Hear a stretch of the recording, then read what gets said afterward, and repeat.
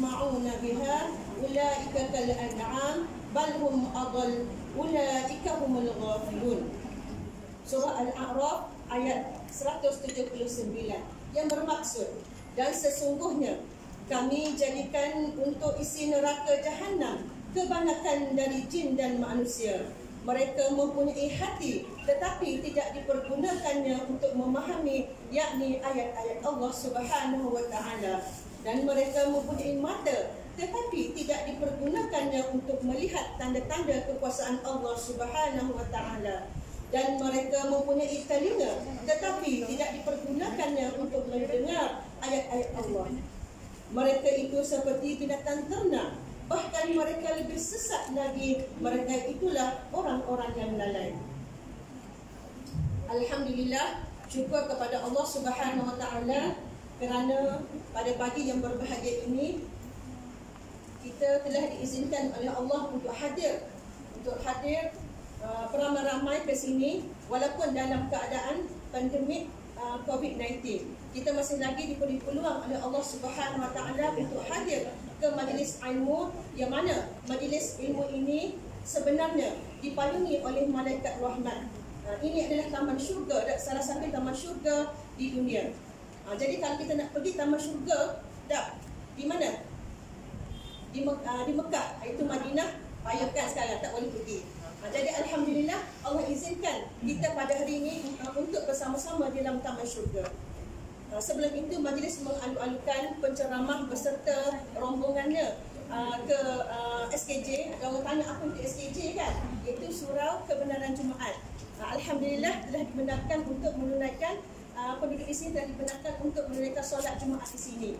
Alhamdulillah. Jadi kalau lagi tempat lain kan, insya-Allah bolehlah jika keadaan kata insya-Allah akan lebih selamat selepas ini. Okey, jadi alhamdulillah, dan saya mewakililah pihak surau mengalu-alukan juga hadirin dan hadirat yang mungkin dari dekat dan jauh sanggup meluangkan masa, menghabiskan kata mungkin tenaga dan sedikit wang untuk sama-sama hadir ke sini. Mudah-mudahan apa yang kita lakukan pada hari ini akan menjadi saksi pada hari kiamat di antara amal soleh yang diterima oleh Allah, insya-Allah. Jadi saya rasa saya tidak perlu lagi memperkenalkan penceramah yang tidak asing lagi bagi kita, kerana kita semua sudah maklum bahawa suaranya sering kedengaran di televisyen, apa lagi, YouTube dan sebagainya. Mudah-mudahan suara inilah hari ini kita dapat melihat ustazah secara realiti.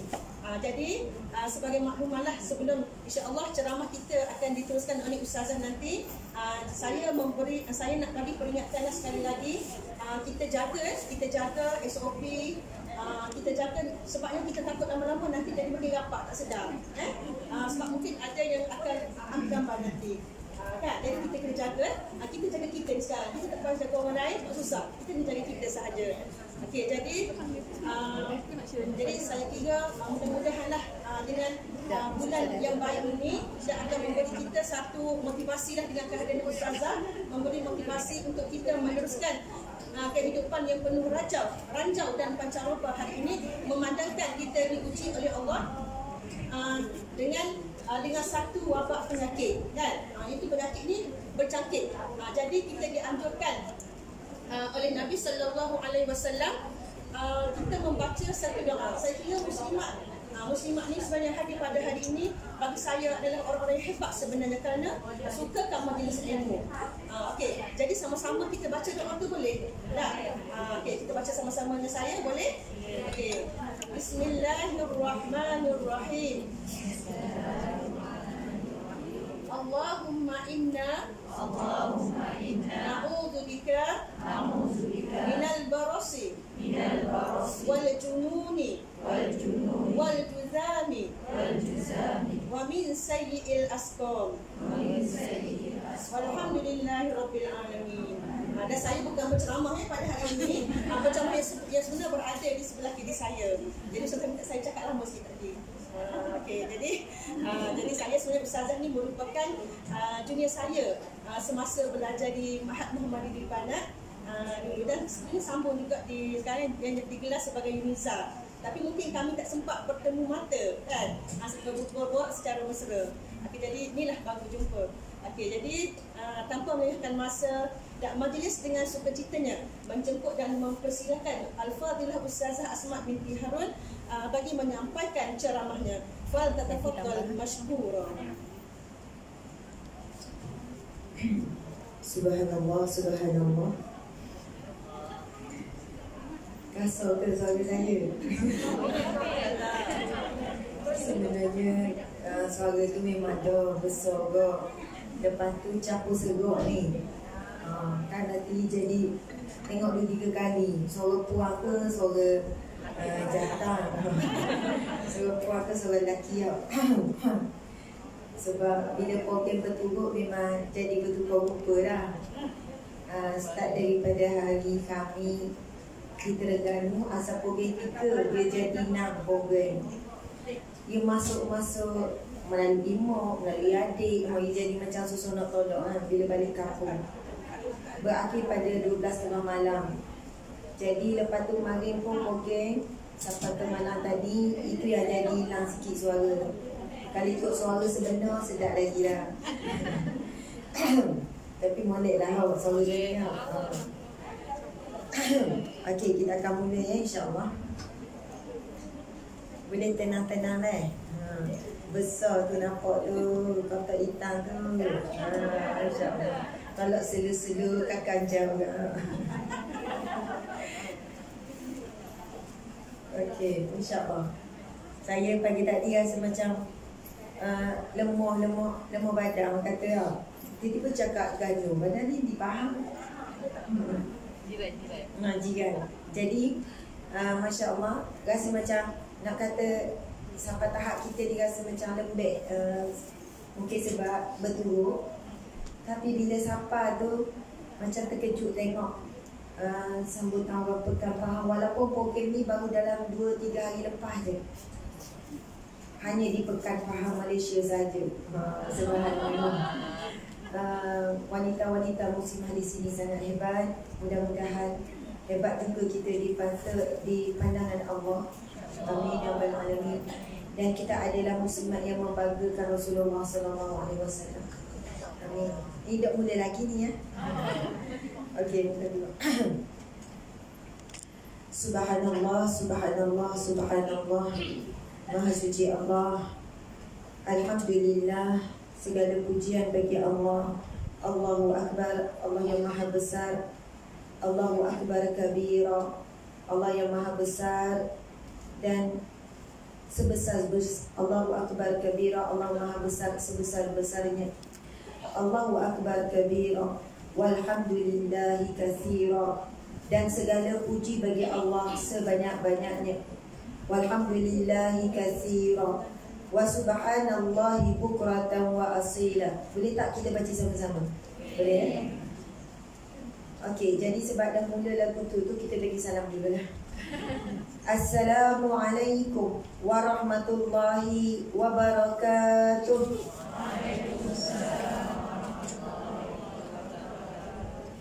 Okey, duk tegak sikit belaka, semangat. Okey, subhanallah. Boleh juga tunjuk sekejap pada ni kita punya suasana, masya-Allah. Kita nak takbir sikit 3 kali boleh? Biar larilah tu seta-seta awak kita bawa. Nafsu kita yang begitu besar, kita nak kecilkan nafsu kita. Kita nak cuba buka pintu hati kita untuk sama-sama banyak muhasabah pagi ni, insya-Allah. Jadi kita nak takbir tu, bila takbir tangan, bila saya kata takbir, Allahu Akbar, boleh? Macam nak pergi perang je kan. Perang melawan hawa nafsu, bisikan syaitan, bisikan manusia berniat dengan kejahatan dan sebagainya. Takbir, Allahu Akbar. Takbir, Allahu Akbar. Takbir, Allahu Akbar. Walillahil hamd. Subhanallah, alhamdulillah. InsyaAllah suara kita tu tembus langit tu. Yang penting bila mengucapkan tu rasa bergegar dalam jiwa kita. Dan daripada hati yang ikhlas ketika memuji Allah yang maha besar, InsyaAllah wabak akan semakin mengecil. Dan bukanlah sampai tahap kita takut wabak itu melebihi daripada takutnya Allah yang memberi ujian tu. Sebab hari ini ramai manusia yang menjaga diri dia, bimbang terkena wabak, itu baguslah tu. Tapi dia tidak menjaga dirinya, bimbang terkena kemurkaan Allah. Dia boleh lagi berjalan di atas muka bumi Allah dalam keadaan dia mendedahkan aurat. Sedangkan yang paling patut dia takut adalah murka Allah, neraka Allah. Tapi manusia tak rasa takut bila melakukan sesuatu yang Allah marah. Dan dia boleh jalan seperti biasa atas muka bumi Allah. Barangkali dia tidak mendengar amaran Allah di dalam Al-Quran yang berbunyi, Bismillahirrahmanirrahim, wala tamshi fil ardi maraha. Maksudnya adalah, janganlah kamu berjalan di atas muka bumi ku ini dengan sombong. Siapakah orang sombong? Dia berjalan di bumi Allah dalam keadaan dia lupa siapakah Tuan bumi ini, iaitu Allah.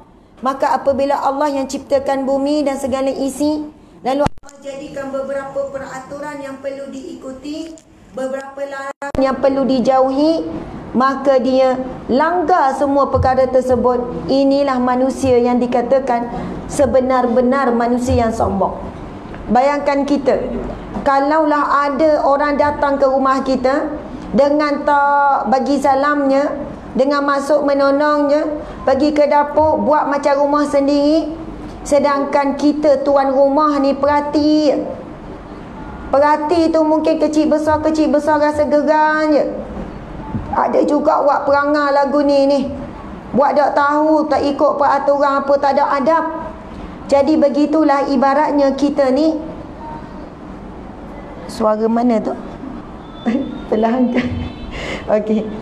Begitulah ibaratnya kita ni apabila berada di atas muka bumi Allah, tuannya adalah Allah, maka walaupun Allah tidak menunjukkan kemarahannya saat di dunia, boleh jalan, boleh ada je.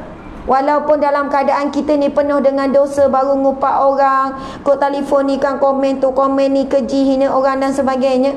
Dan Allah tetap beri kita apa, peluang demi peluang, hari demi hari, untuk berubah menjadi penduduk bumi yang baik, menjadi hambanya yang baik. Peluang Allah beri setiap hari selagi mana kita belum mati. Subhanallah, Alhamdulillah, Allahu Akbar. Okey, kita boleh tak sama-sama baca doa iftitah?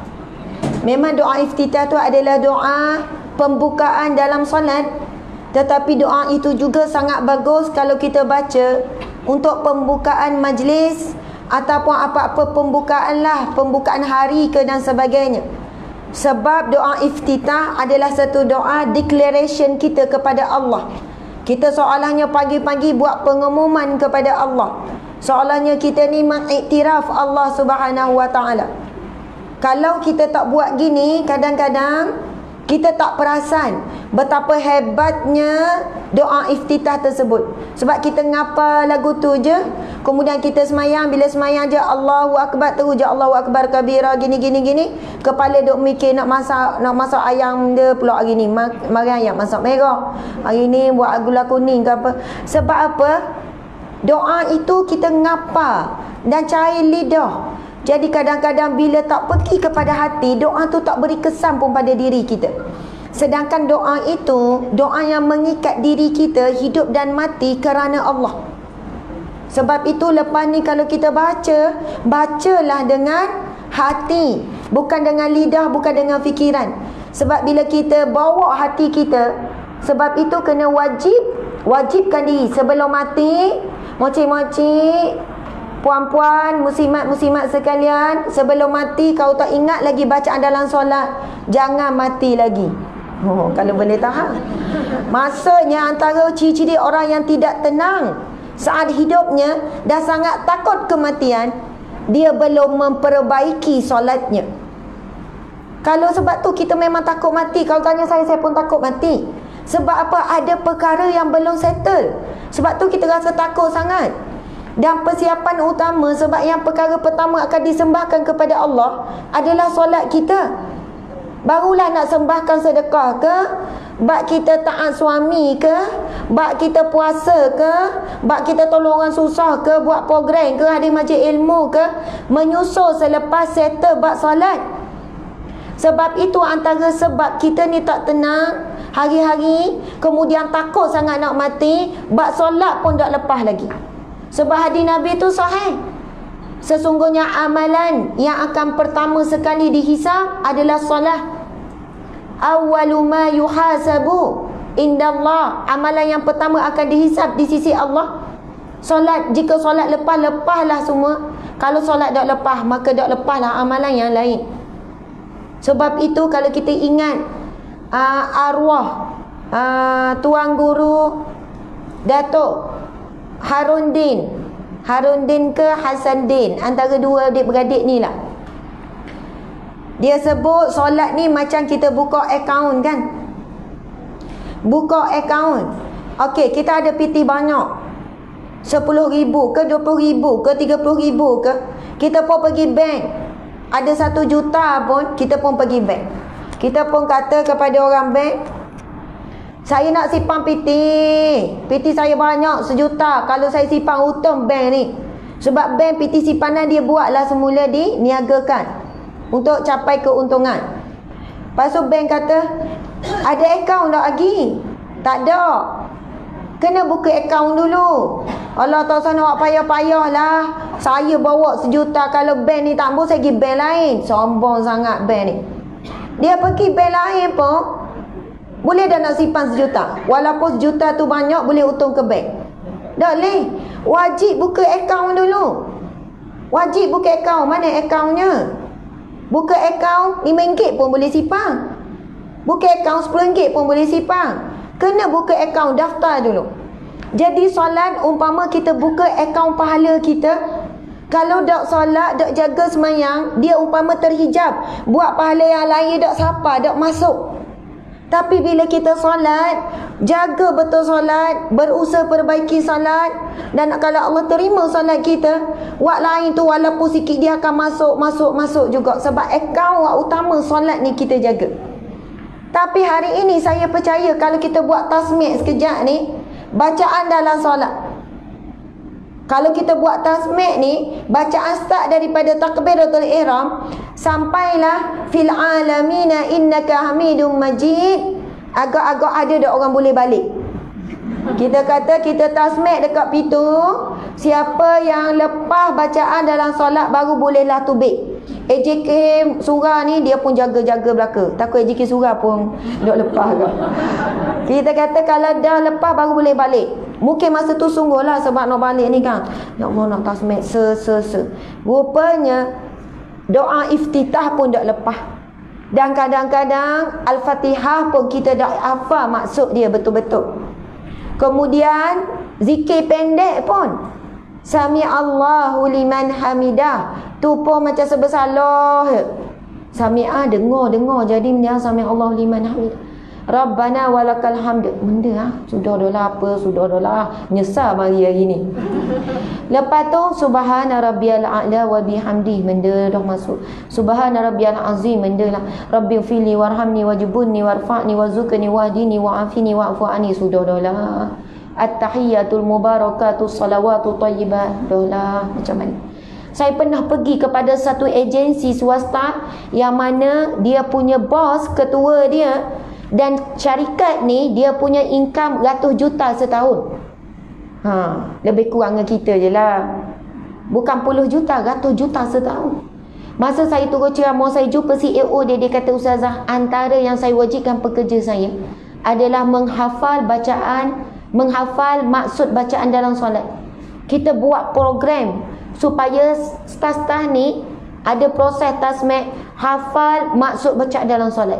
Walaupun dia tak termasuk macam kepada kalau merancang strategi syarikat untuk dapat keuntungan, yang tu nampak macam bukanlah salah satu kaedah. Tetapi dia kata, Ustazah, melalui cara tu saya cuba bagi perhatian tentang solat pekerja saya. Allah bagi rizki yang melimpah ruah. Sebab apa? Kita jaga hubungan pemilik rizki. Allah ya Razak, Allah ya Ghani ya Mughni. Sebab solat adalah simpulan kasih dengan Allah. Makin comel semayang kita, makin kuat kasih sayang kita dengan Allah tersimpul kuat. Solat adalah waktunya kita bersendirian dengan Allah. Sebab itu namanya takbiratul ihram. Bila kita sebut Allahu Akbar, Allah yang maha besar, ketika itu takbiratul ihram juga membawa maksud ihram, takbir yang memuliakan Allah. Ihram mulia. Ia juga membawa maksud berkaitan dengan haram, iaitu takbir yang mengharamkan kita berhubung dengan dunia. Perkara yang halal sebelum itu, bila angkat takbiratul ihram, semuanya dah jadi haram.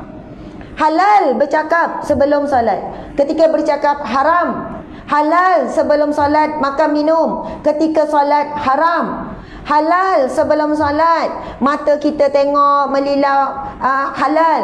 Maksudnya kalau nak celong ke anak pun boleh lah kan. Sebelum semayang kan celong-celong. Tengah semayang celong pun tak boleh. Faham ke celong? Maksudnya anak saya kan, kalau saya celong tau, kalau pergi rumah orang budak-budak kan, anak saya 7 orang kecil-kecil, kalau saya dululah mak celong, saya ada adik 10 orang. Kalau bawa pergi rumah orang kan, mak buat mata gini je. Oh kita, saya kalau buat gitu kan anak, bapa umi mata gitu. Dia tanya pula depan orang, bapa mata umi gitu. Ya Allah, budak zaman ni tak.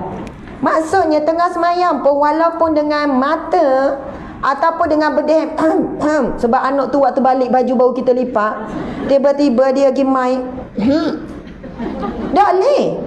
Tak dibenarkan. Itu bentuk perhubungan, komunikasi. Walaupun begitu, anak tu faham kita tengah marah. Bila kita angkat takbiratul ihram, kita mengharamkan berhubung dengan dunia. Sebab kita sedang berhadapan dengan pemilik dunia. Sebab itu bila kita solat, kita membesarkan Allah, kita mengecilkan semua masalah kita, ketakutan, ke diri kita semua jadi hina. Tak ada apa-apa. Tapi rasa tu kita tak boleh bawa. Masalah utama, kita tak faham bacaan dalam solat. Betul tak saya kata, kalau kita nak cek betul-betul, mungkin berapa orang je yang lepas. Wallahualam, saya tak tahulah. Saya mula belajar untuk memahami bacaan dalam solat bukan sebab Ustazah Aci lah Ustazah belajar sampai Mesir, lepas tu Ustazah mestilah boleh faham sebab Ustazah belajar bahasa Arab. Mok cik ni orang biasa je, jual kuih pisang. Dah mok cik jual kuih pisang, mok cik tak mau masuk syurga ke? Mok cik tak mau rasa ke kemanisan solat? Kalau seingat saya lah, keinginan nak memahami bacaan dalam solat tu masa sekolah menengah, masa sekolah mahal. Bukan ustaz-ustazah tekan sangat, tapi saya mari ketika tu masih remaja kan, aku cakap benda lah dengan Allah dalam semayang ni. Rasa nak tahu apa yang diucapkan Rabbil firli warhamni, at-tahiyatul mubarakatuh salawatu tayyibatu lillah, itu maksud apa? Rasa macam kosong kalau cakap dengan Allah dalam solat, tapi kita sendiri tak faham kita cakap apa. Kita minta sesuatu, as-salah membawa masuk ad-du'a. Sepanjang kita semayang daripada takbiratul ihram sampailah fil alamina innaka hamidum majid, semuanya doa. Bayangkan kalau anak kita, dia minta dengan kita sesuatu dengan bahasa dia sendiri tak tahu, kita pun tak tahu. Dia cakap bahasa Cina ke, conceng, kita pun kata, mu cakap benda, tak tahulah mak, kita pun tak faham. Dah mau minta benda, memang dah latih ada nak minta satu, tapi kita pun tak faham, kita saja-saja je. Kita dah semayang 20 tahun, 30 tahun, 40 tahun, ada umur sini 50 tahun, 60 tahun. Berapa tahun lagi kita perlu untuk kita faham bacaan dalam solat yang kita baca 5 kali sehari? Sebab tu Imam Al-Ghazali letak nombor 1, poin paling utama untuk solat khusyuk, untuk solat yang rasa, ada rasa solat tu, memahami bacaan di dalam solat. Tak ada alasan umur kita 50 ke 40 ke, pergi kedai buku ataupun suruh anak kita ke, cari gok ke mak buku, satu buku terjemahan bacaan dalam solat, ada berlambak buku. Kalau saya bawa hari ni mesti laku kan. Syirah, nanti lain kali bawa dah. Maksud kita kena cari. Memang di pasaran banyak. Saya pun kadang terfikir rugi bila cakap orang dah ada kesedaran. Betul kan? Lepas tu kadang-kadang kita kedai buku tak ada. Tapi kalau saya secara peribadi, saya ada banyak koleksi himpunan bacaan dalam solat. Sebab kadang-kadang ia ada perbincangan, ada perbezaan. Subhanallah, bayangkan ya, bacaan dalam solat ini, ia adalah wahyu daripada Allah. Allah ajar kita, kalau masa mu nak cakap dengan Allah, ketika kita nak cakap dengan Allah, apa ayat dia, apa perkataan dia, Allah yang berikan wahyu itu melalui Rasulullah. Masya Allah, Allahu Akbar. Jadi kita nak baca doa iftitah, lepas tu saya akan bagi tahu terjemahan. Tapi baca sama-sama dah. Sebab bila saya baca, saya bagi terjemahan, dia akan jadi saya mungkin terlupa. Macam bukan terlupa, faham tak? Jadi sekat. Kalau kita baca straight tu, kita boleh bacalah sampai habis. Okey, Bismillahirrahmanirrahim. Allahu Akbar kabira. Allah yang maha besar sebesar-besarnya. Walhamdulillahi katsira. Carikan ustazah sebab kau tak jadi ni. Segala puji bagi Allah sebanyak-banyaknya.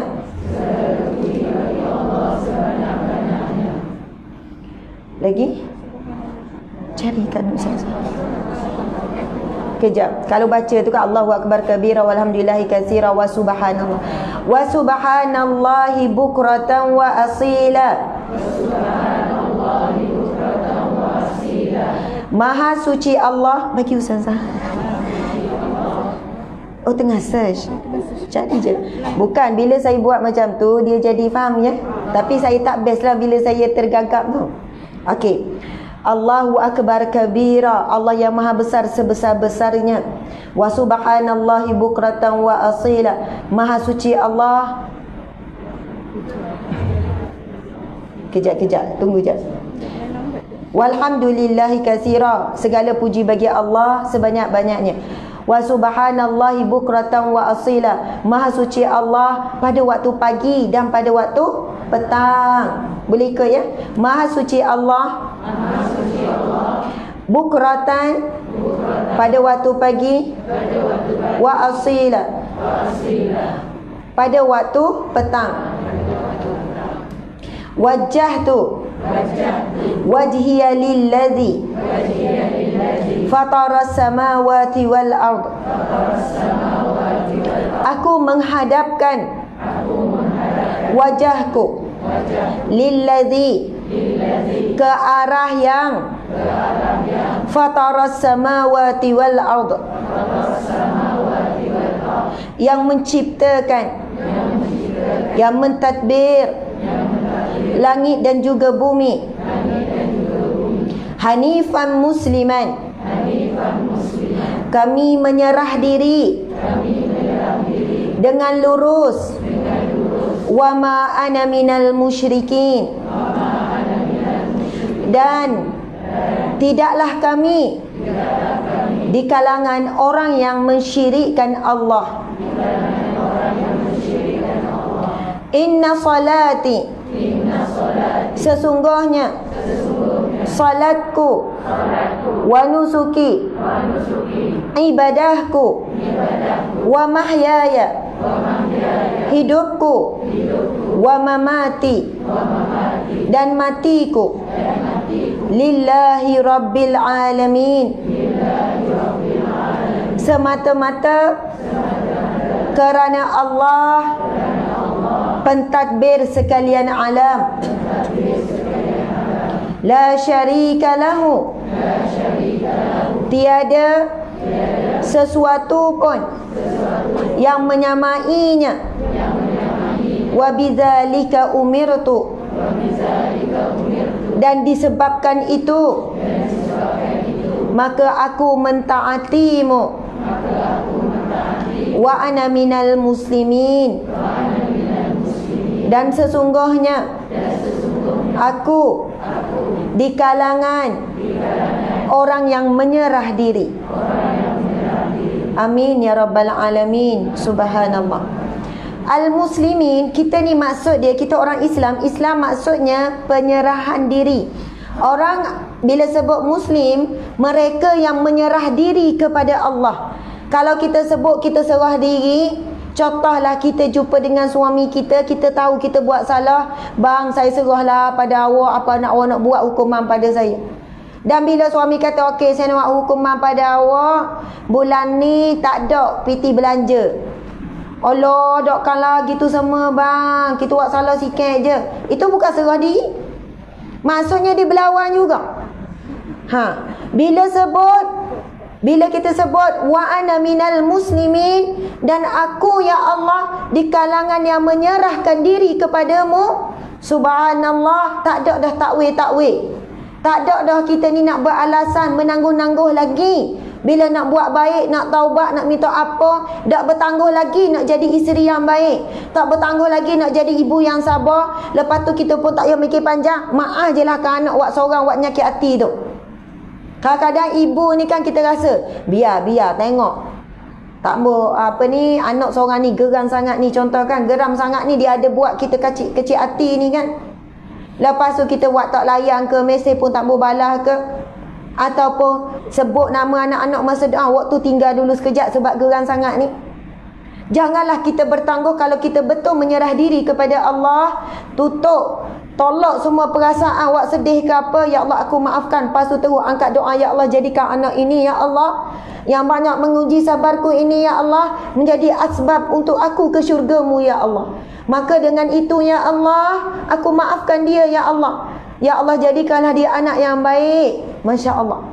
Bila kita sebut kita menyerah diri, maksudnya apapun datang ujian Allah, kita terima bulat-bulat tanpa kita buat alasan. Kalau mu dok tepat aku, mu dok faham. Anak waktu seorang daripada kecil lagi aku besar dia dengan kasih sayang. Lebih lagi daripada anak-anak lain. Tiba-tiba sejak dia nikah, dia ikut bini dia. Hari tu dia gilang kahwin dak bawa aku. Rupanya ngajuk sebab dak bawa dia. Dak bawa, dak sedar diri, lutut tu dak gagah mana. Tapi nafsu tu lebih kuat daripada lutut tu.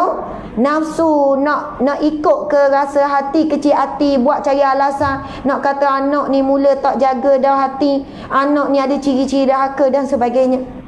Tapi kalau kita faham bacaan, sebab itu bacaan doa iftitah tu dia sebenarnya ada syarah dia, atayat ada syarah dia.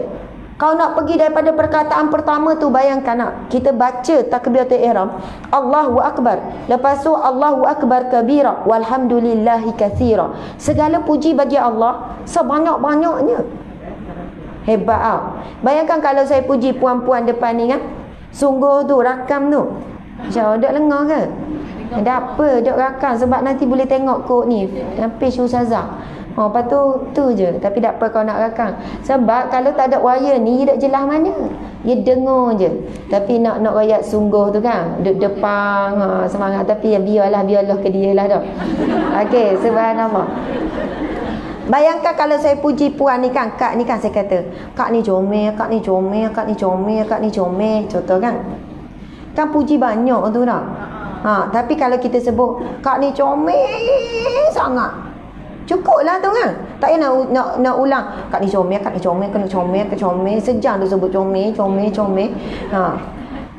Bayangkan bila kita sebut wa subhanallah walhamdulillahi katsira, dan segala puji bagi Allah, pujian bagi Allah sebanyak-banyaknya. Dalam takbiratul ihram kita kumpulkan sebanyak-banyaknya kita puji Allah. Lepas tu bila time kita sebut wajah tu, aku menghadapkan wajahku, wajjahtu wajhiya lillazi fatara samawati wal ard, aku menghadapkan wajahku kepada pencipta pentadbir langit dan bumi. Kalau kita faham masuk tu, kita rasa kecil masa sebut aku sedang menghadapkan wajahku, tubuh badanku kepada Tuhan pemilik pentadbir langit dan bumi. Barulah semayang kita rasa kecil, rasa halu. Ni dah lagi-lagi dekat gaji duk mikir dah, bagi dah ni. Cukup dah lah. Si Panang nak beli Nokza kali ni. Boleh dah ni nak beli ni. Okay. Duduk kira, kadang boleh tubik lah macam-macam idea masa tengah mayak. Hujung minggu ni pergi jalan situ lah. Lama dah nak pergi jalan situ. Nak pergi makan situ lah. Sebab dunia lebih besar daripada Allah yang sedang kita hadap ni. Semayang nampak khusyuk, macamlah sembah Allah, tapi rupanya hati menyembah dunia. Terikat dengan dunia. Sebab tak faham maksud, tak tahu kita cakap benda dengan Allah. Bila sebut wajjahtu wajha lillazi fatara samawati wal ard, mari dalam hati tu kan, aku menghadapkan wajahku kepada Allah, kepada Tuhan yang memiliki langit dan bumi, 7 petala langit dan bumi yang begitu besar. Lepas tu kita sebut apa? Inna salati, sesungguhnya solatku ya Allah. Kan sedap kalau kita faham. Inna salati, solatku ni ya Allah. Wa nusuki, segala ibadahku, sedekah apa semua. Sebab itu solat dia sebut khah. Bila bab ibadah lain rangkum semua. Wa nusuki, dan ibadahku. Wa mahyaya, hidupku. Wa mamati lillahi rabbil alamin. Kalau orang tanya ustazah macam mana nak buat amalan supaya jadi orang ikhlas, mokcik ni kadang-kadang waktu sungguh dah, tapi kalau diuji rasa ngukit mulalah sebab gerangat dengan suami. Masuk tu ikhlas ustazah, tapi bila hidang dah apa semua dia diam, tak puji langsung, rasa macam gerang lah, lepas tu ngukit balik. Gana tu ustazah, kira ikhlas dah ikhlas tu. Apa amalan supaya nak jadi ikhlas? Saya semua sebut baca doa iftitah tu. Sebab doa iftitah ia membantu kita supaya ikat diri kita dan segala ibadah kita buat kerana Allah. Inna salati, sesungguhnya salatku, wa nusuki, ibadahku, wa mahyaya, hidupku, wa mamati lillahi rabbil alamin, dan matiku kerana Allah Rabbil alamin yang mentadbir sekalian alam. Allahu Akbar, Masya Allah. Tu baru bab doa iftitah ibu-ibu sekalian. Sampai akhir, nanti balik sebelum mati. Kalau dok kita malu nak temu Allah, nak rakyat kita cinta Allah, cinta kita dusta kalau tak boleh faham bacaan dalam solat. Orang bercinta, bila dia cakap walaupun patah tak banyak, ingat tak masa bercinta dulu? Saya ketok-ketok ni sebab hati ni kan. Nak cakap dengan orang yang dicintai itu punya debok. Kita cakap dengan Allah dalam yang tak ada rasa, tak ada perasaan. Sebab itu sahabat-sahabat Nabi, contoh ada kisah seorang sahabat Nabi ni tengah semayang. Dia masa tu jaga Nabi dalam khemah, dia jaga kat luar khemah. Tengah semayang, kena anak panah pada dada dia. Darah keluar bercucuran. Terus semayang. Kena pula anak panah kedua, terus semayang. Kena pula anak panah ketiga, barulah dia berhenti semayang. Bapa dia berhenti semayang, lepas tu dia pergi kejutkan kawan dia tengah tidur. Ini cerita riwayat yang sahih ni. Dia pergi kejut seorang lagi pengawal yang patut dia bergilir. Pengawal tu tanya, kenapa ketika panahan pertama engkau tak terus mengejutkan aku? Dia jawab apa? Aku sungguh sayang untuk berhenti solat. Panah wak teruk sakit tu jadi tak rasa apa-apa. Hanya saja aku berhenti kerana aku bimbang aku akan tumbang, lalu musuh pergi menyerang Rasulullah. Dia berhenti tu bukan fikir pasal dia koklah darah dah banyak keluar, dia tumbang, dia pesah, nanti Rasul dalam bahaya.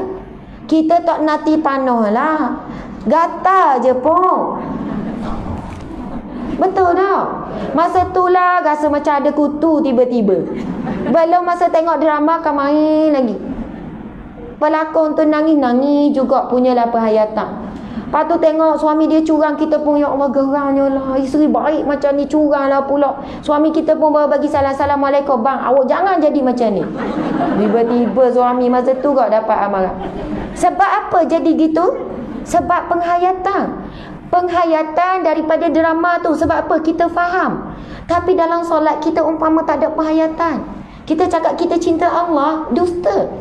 Sebab kita tak menghayati pun saat kita bercakap dengan Allah. Kalau jumpa orang yang kita sayang, orang kita cinta, nak susun ayat tu, mikir, marai lagi mikir nak jumpa hari ni, nak cakap dia esok, berlatih depan cermin. Okay, awak apa khabar? Padahal nak tanya tu je. Tapi nak tanya tu, awak apa khabar? Allah, boleh lepas tu kan? Khabar baik. Balik tu baik, tergiang-giang. Sebab apa? Kita bercakap dengan hati yang gemetar. Kita bawa rasa tu, syarat dengan rindu dan sebagainya.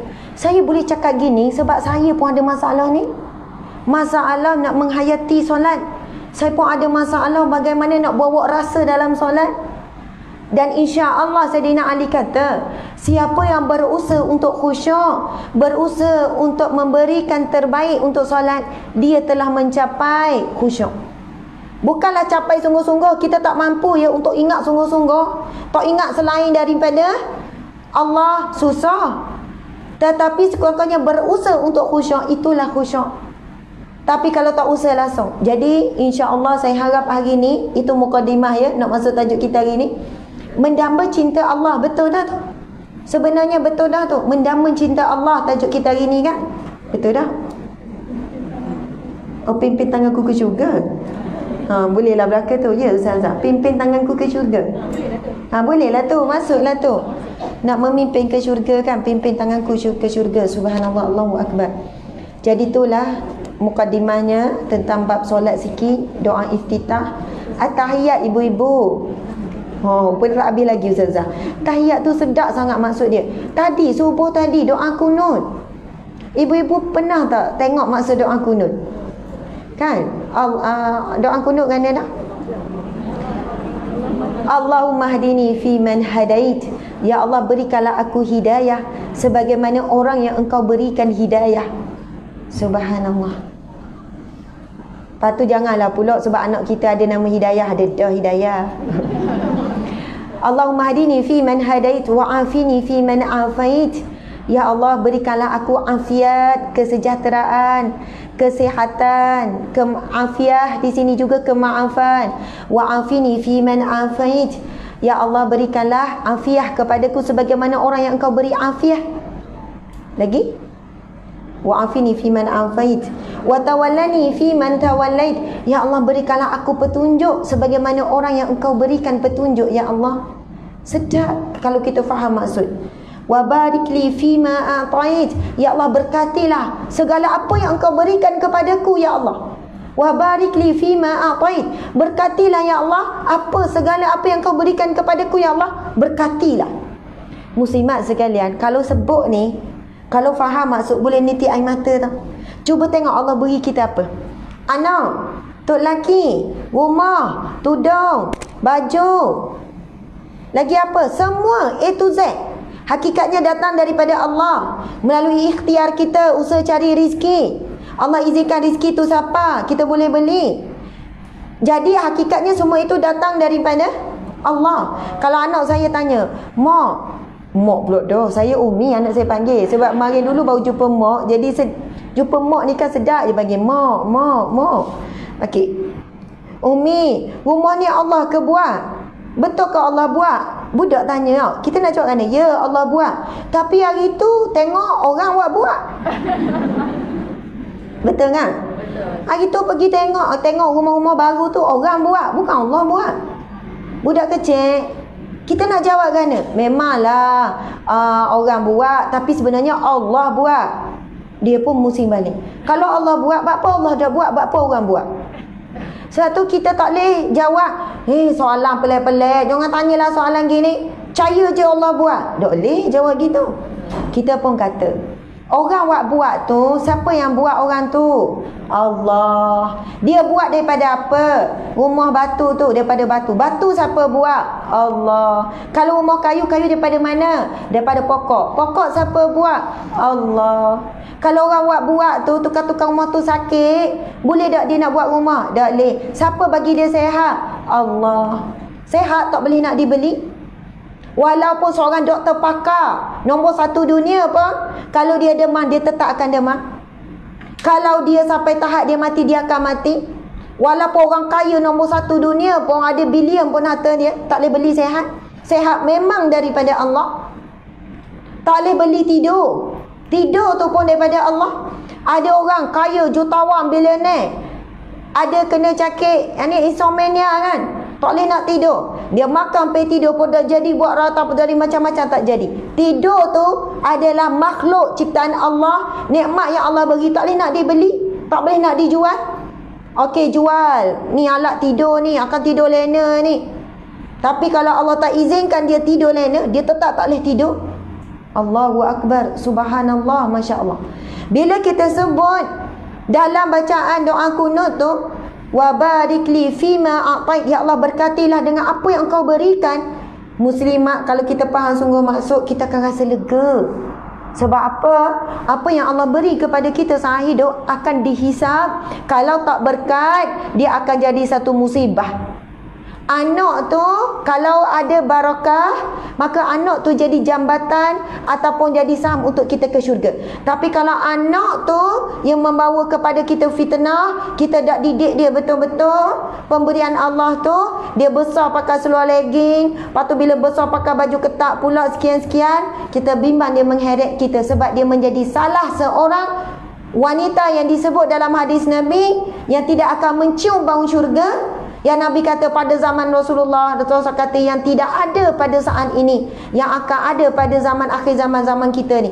Wanita yang berpakaian tapi telanjang, Nabi kata tidak akan mencium bau syurga, apatah lagi nak masuk syurga. Jadi kita bimbang anak-anak tu belum tentu adalah satu saham untuk ke syurga. Na'udzubillah, takut menjadi penghalang di masa kelak. Anak tu akan mempertahankan dirinya dan cuba menyalahkan kita. Dekat dunia anak tu sukalah dapat umi abi sporting, mama papa sporting. Sebab mama papa ni tak apa, awak nak pakai apa awak pakailah, tapi nanti awak kena tahu ini salah. Tapi mama tak nak paksa awak, biarlah awak berubah kerana Allah. Kau main lagi mama tu kan. Sebab benda perkara macam ni mama tak nak paksa, it's up to you. You lah tiba-tiba you I pula kan. Jadi you dah boleh fikir sendiri. Padahal seorang ibu, seorang ayah ada kuasa yang paling besar terhadap anak. Kecuali ibu ayah yang telah melepaskan kuasa itu daripada kecil pengaruh barat. Barat memanglah privacy, itu hak anak. Dia lepaskan, dia tak boleh nak tentukan ini salah, ini betul, sekian-sekian. Islam agama yang menjaga, bukan mengongkong, menjaga kita. Dan kita pula perlu menjaga anak. Itu firman Allah Subhanahu wa taala, qu anfusakum wa ahlikum nara, pelihara diri kamu dan ahli keluarga kamu daripada api neraka Allah. Jadi itu tanggungjawab utama ibu ayah, pastikan dirinya dan ahli keluarganya selamat daripada api neraka Allah. Masa depan Allah minta, ya Allah, masukkanlah kami ke syurga-Mu sekeluarga, ya Allah, aku dengan suami dengan anak-anak ke syurga sekeluarga, ya Allah. Itu masa doa. Tapi di luar doa, bertentangan dengan doanya. Dia biar anaknya bebas berpakaian macam mana pun. Na'udzubillahi min zalik. Bukan anak tu saja bimbang menuju ke arah neraka Allah, ibu-ibu ayah sekali.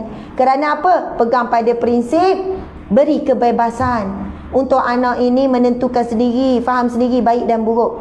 Anak yang masih kecil kadang-kadang tidak mampu lagi untuk menaikkan keimanannya, percaya tentang kiamat, percaya tentang adanya syurga, neraka dan sebagainya.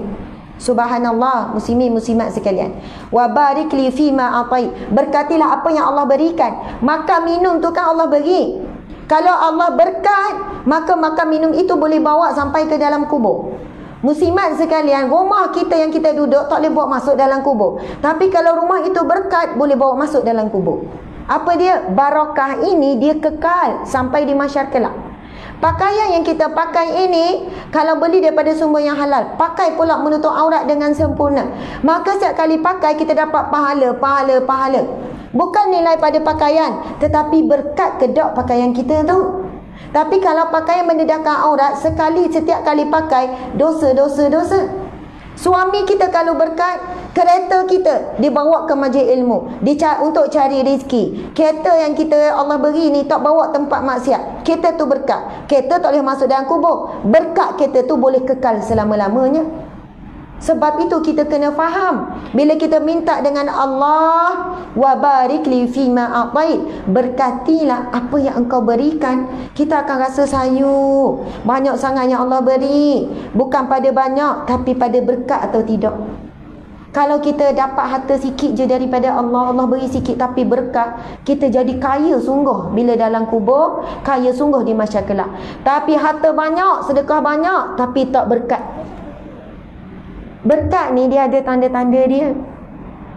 Sedekah yang barakah yang Allah terima, dia akan menjadikan yang pemberi sedekah makin kurang cinta kepada dunia. Bukan maksud kurang cinta pada dunia, dia pun jual rumah, duduk pondok, bukan gitu maksud dia. Apabila dia tidak memiliki apa yang nak bahagian dunia, dia senang hati je. Dan apabila dia nak memberi, bila ada orang minta sedekah, dia cuba memberi jumlah yang dia sayang. Sebab apa? Dia belajar untuk melepaskan dunia. Tapi ramai mana orang yang sedekah semua, Tapi dia tak hilang pun cinta dia pada dunia. RM10 dengan RM50 mana kita sayang lagi? Sebab salah nak jawab. 50 betul tak? Ke sayang RM10? 50. Jadi nak wi mana? 50 ke 10? Nampak tak? Baru je cakap. Tu belum nak buat, belum nak wi, nak sebut pun rasa macam susah dah. Nak sebut 50 macam alah ya ke 50? Kalau 50 dak nera lagi. Kalau lah buka beg PT tanya orang minta derma contohkan orang yang susah betul-betul ke. Buka beg PT tengok, weh tak ada PT kecil 50. Nanti semulalah deh. Tangguh tu sebab 50 je ada. Tak ada PT kecil. Ataupun ada PT baki dah. Sebab mau cik ikhlas RM5 kalau RM50 tak berapa. Susah nak ikhlas. Jadi ada PT balik dah RM45. Kalau boleh balik dah. Sungguh ketika itu sebenarnya menguji. Sebenarnya yakin tak dengan janji Allah sedekah tu dilipat ganda sekian-sekian. Masa kita memberi sedekah di jalan Allah dengan hati cinta pada dunia ke cinta pada Allah. Itu pun kadang-kadang kita mari mikir sendiri. Aku beri ni kerana cinta pada dunia ke cinta kepada Allah? Kalau betul cinta kepada Allah, kita akan melepaskan bahagian dunia sebab yakin Allah akan ganti berlipat kali ganda. Allahu Akbar, subhanallah. Muslimat sekalian, kita nak baca buku kita ni. Saya rasa semua orang dapat buku ni Sahabat Dunia Akhirat. Sebab tajuk kita pimpin aku ke syurga. Kawan, sahabat boleh pimpin sama-sama ke syurga. Itu hadis Nabi hadis Nabi yang disebutkan di dalam sebuah kitab Fitnah Akhir, bukan Fitnah Akhir Zaman. Adalah satu kitab tu saya pun dah lupa, yang mana menceritakan tentang, sebelum nak baca buku ni, kenapa saya tulis Sahabat Dunia Akhirat. Moci-moci, muslimat, ibu-ibu, anak-anak sekalian, kita ni jumpa hari ni bukan saja-saja Allah jumpakan kita, betul tak? Ni dah nampak ni belah ni luar sampai ke luar, sampai ke sana, masya-Allah. Bukan saja-saja Allah temukan kita, dik, boleh tak tengok, kita tunjuk jap suasana. Allah jumpakan kita bersebab. Ada satu hadis Nabi SAW, Nabi bersabda, di akhirat kelak apabila ahli syurga itu masuk ke dalam syurga, lalu mereka berkata kepada Allah, ya Allah, mereka itu, yakni ahli neraka, mereka itu adalah kawan-kawanku, sahabat-sahabatku. Mereka pernah solat bersamaku, puasa bersamaku, dan haji bersamaku. Dalam hadis ni sebut 3 amalan ni, tapi bukannya khusus 3 amalan ni saja. Ia merujuk kepada apa-apa hubungan, kasih sayang, cinta, persahabatan yang dibina atas dasar ibadah, penghambaan diri kepada Allah. Lalu Allah perintahkan, maka tariklah kawan-kawanmu itu masuk ke dalam syurga. Allahu Akbar, subhanallah. Lalu ahli neraka itu ditarik masuk ke dalam syurga. Melalui siapa? Jalan sahabat, jalan kawan. Janganlah pula kita ni kan tiba-tiba je, tak apa mu jangan bimbang, esok aku tarik mu. Macam dia cover syurga pula. Bila kita dengar hadis ini, kita terus rasa nak pesan ke orang kiri kanan, tarik saya deh, tarik deh. Mudah-mudahan besok pertemuan kita pada pagi ini, yang sebenarnya asalnya tempat lain, batal last minute, lalu alhamdulillah surau ini menerima kehadiran kami. Sayalah yang bertuah dapat jumpa orang Pekan Pahang. Masya Allah. Memang sejak kecil lagi. Nawak tu. Kan? Gura-gura. Maksudnya memang antara kawasan yang saya rasa macam bila nak sampai Pekan Pahang. Antara daerah paling glamour kot di Malaysia. Betul tak? Pekan Pahang. Ada sebablah glamour kan? Bekas PM kita. Bekas pemimpin kita. Kita doakan kebaikan untuknya, untuk isterinya. Mudah-mudahan PM kita sekarang ke bekas-bekas PM ke kan? PM tepi ke, PM belakang ke, PM, semuanya kita doakan kebaikan. Semoga Allah berikan kita semua taufik dan hidayah, petunjuk dan juga kemampuan untuk mengikut petunjuk Allah. Semoga kita semua, PM-PM kita, semua para pemimpin kita, diberikan oleh Allah takwa, takut dalam memegang amanah, takut dalam meminta amanah, takut dalam mencari jawatan dan sebagainya. Kuasa tu rapuh sangat, mati hilang terus. Kekayaan tu rapuh sangat, mati. Banyak mana pun harta, orang lain dah nikmati. Buat kitanya hisap dengan harta kita tu. Kita duk kupur berapa tahun tau. Mati je, tukar nama terus. Tak boleh kita pesan. Kereta tu mak beli susah payah, lepas mak mati jangan tukar nama. Susah payah tu mak beli tu jangan tukar nama. Lepas mati tukar automatik. Sebab mesti diuruskan. Lepas tu anak-anak kata tak boleh tukar nama gini-gini, biarlah nama mak, nama arwah kan, nama jenazah. Jadi nanti ada masalah. Bila apa? Nak apa? Mungkin nak jual ke, nak lesen ke, apa ke, road tax ke. Ada masalah lah. Nak sambung road tax apa semua, contohnya lah. Jadi akhirnya kereta tu sadai, jadilah berpindah milik ke besi buruk. Contoh, takkan ada, kita takkan mampu. Semuanya rapuh sangat. Jadi buat beria, berebut gini, nak pergi ke mana sebenarnya, nak bawa ke mana? Kalau mati je hari tu hilang terus. Tetapi beban nafsu hati yang begitu mengejar, kuasa sampai lupa syariat Allah, sampai lupa amanah yang berat. Na'udzubillah min zalik. Tapi kita tetap mendoakan kebaikan, tetap doakan, berikan hidayah, petunjuk. Taufik maksudnya adalah kemampuan mengikut petunjuk.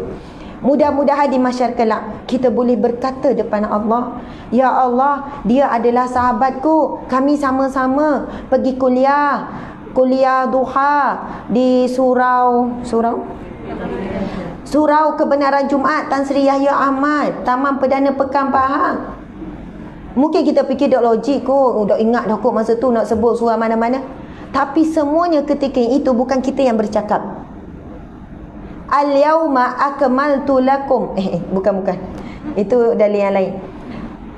Al-yauma ni surah Yasin, mulut ditutup tu. Subhanallah. Al-yawma nakhtimu ala afwahihim wa tukallimuna aydihim wa tashhadu arjuluhum bima kanu yaksibun. Sadaqallahul azim. Di hari yang mulut ditutup dan kaki akan bercakap, dia pergi mana. Sebab itu jangan pelik, di mahsyar kelak hisab Allah ya hasib yang maha menghitung, sangat halus, sangat detail. Semua benda yang kita buat, ke mana kita pergi, waktu sekian-sekian, semuanya akan dibentangkan di hadapan Allah. Dan mudah-mudahan di mahsyar kelak pertemuan kita pada pagi yang barakah ini boleh dijadikan satu hujah. Ya Allah, itu ustazah tu, na'udzubillah min zalik, na'udzubillah, bukan doa. Tapi kalaulah saya tak ada, tolong tarik. Sebab itu saya datang bukan nak jadi penceramah, bukan sebab tu, sebab penceramah tak pergi ke mana, pendakwah tak pergi ke mana. Tapi kalau kita jadi sahabat, tolong jadikan saya kawan, tolong jadikan saya sahabat. Sahabat boleh tolong sahabat. Ustazah, ya Allah, kami pernah bertemu di satu majlis ilmu kuliah duha sekian-sekian. Ya Allah, kami sama-sama mencari ilmu, nak ubah diri sekian-sekian. Mudah-mudahan sebab itu kita kata pertemuan pagi ni bukan saja-saja. Walaupun mungkinlah tarikannya nak pergi selfie dengan ustazah ni, mungkin ada niat gitu, bukan salah, bukan dosa pun ada niat tu. Tapi betulkan niat kita. Kita cari sini redha Allah. Tujuan utama waktu nombor 1, akan menyusul semua perkara-perkara yang lain, insya-Allah. Okey, sekarang kita nak buka buku ni. Ini buku pertama yang ditulis, buku pertama saya, Ustazah Asma Harun. Alhamdulillah, antara buku bestseller. Bestseller tu bahasa kita lah. Buku yang bestseller tu jualan antara yang terbaik. Rizki Allah masuk ke situ banyak, alhamdulillah. Daripada rizki jualan buku tu, kami boleh kembangkan kerja amal kami, kerja dakwah dan kerja kebajikan. Kita ada lebih kurang 32 orang staff yang kita bayar gaji sepenuhnya dengan terbaik. APS SOSO semua ada. Sebab kita nak orang yang buat kerja dakwah buat sepenuh masa. Bukan volunteer, sukarelawan ke, habis kerja baru mari ke dok. Kerja sepenuh masa, dan hasil daripada jualan buku, jualan produk tu, alhamdulillah semakin berkembang. Dan kita ada NGO Sahabat Amal Care. Dan hasil daripada jualan buku, jualan semua produk-produk dan juga sumbangan orang ramai, yang tu alhamdulillah sangatlah membantu kerja-kerja dakwah dan juga kerja amal. Jadi kalau ibu-ibu muslimat sekalian tak mampu nak turun ke medan dakwah, tapi dengan menjadi sebahagian daripada kami, contoh sokong pembelian ataupun bagi sumbangan, anda sebahagian daripada kami. Kita adalah sama, kita adalah satu untuk menuju ke redha Allah, syurga Allah. Okey, sekarang kita belik muka surat 17. Muka surat 17. Kita ada di nak sebut di mahsyar pula. Kita sekarang di halaman yang ada lebih kurang dalam 4,000 orang yang tengok live pagi ni. 4,000 orang dalam 3,300 dengan 700 di Instagram. Lebih kurang dalam 4,000 yang sama-sama mendapat manfaat. Alhamdulillah, terima kasih pada pihak penganjur Surau Kebenaran Jumaat Tan Sri Yahya Ahmad, Taman Perdana Pekan Pahang, daripada nazirnya, daripada pengerusi masjidnya, Bilalnya, AJK-nya, JK Muslimat dan sebagainya. Saya turun tadi disambut dengan sangatlah terbaik, istimewa. Subhanallah, mudah-mudahan semua pihak yang menguruskan majlis ilmu hari ini Allah berikan rahmat, keberkatan, pengampunan, murahkan rezeki, sihat walafiat dan lain-lain. Jangan takut pula doa ustazah doa KJK je. Tak, kita doa pada orang lain dapat untuk kita juga kan. Okey, sekarang buka muka surat 17. Muka surat 17 bab yang kelima. Cinta Rasulullah, cinta terindah. Tu tajuk kita, berkaitan dengan tajuk kita, pimpin aku ke syurga. Bismillah.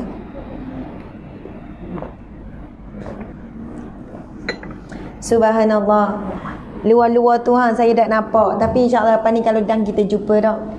Depan saya ni ada ramai orang-orang wanita yang solehah. Saya segan benarnya tengok wanita-wanita yang sangat taat.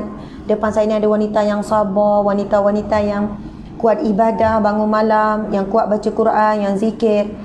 Kita ni bila duduk setempat majlis gini, kita macam saling menguatkan. Walaupun kita tak tahu pun orang sebelah tu dia kuat apa.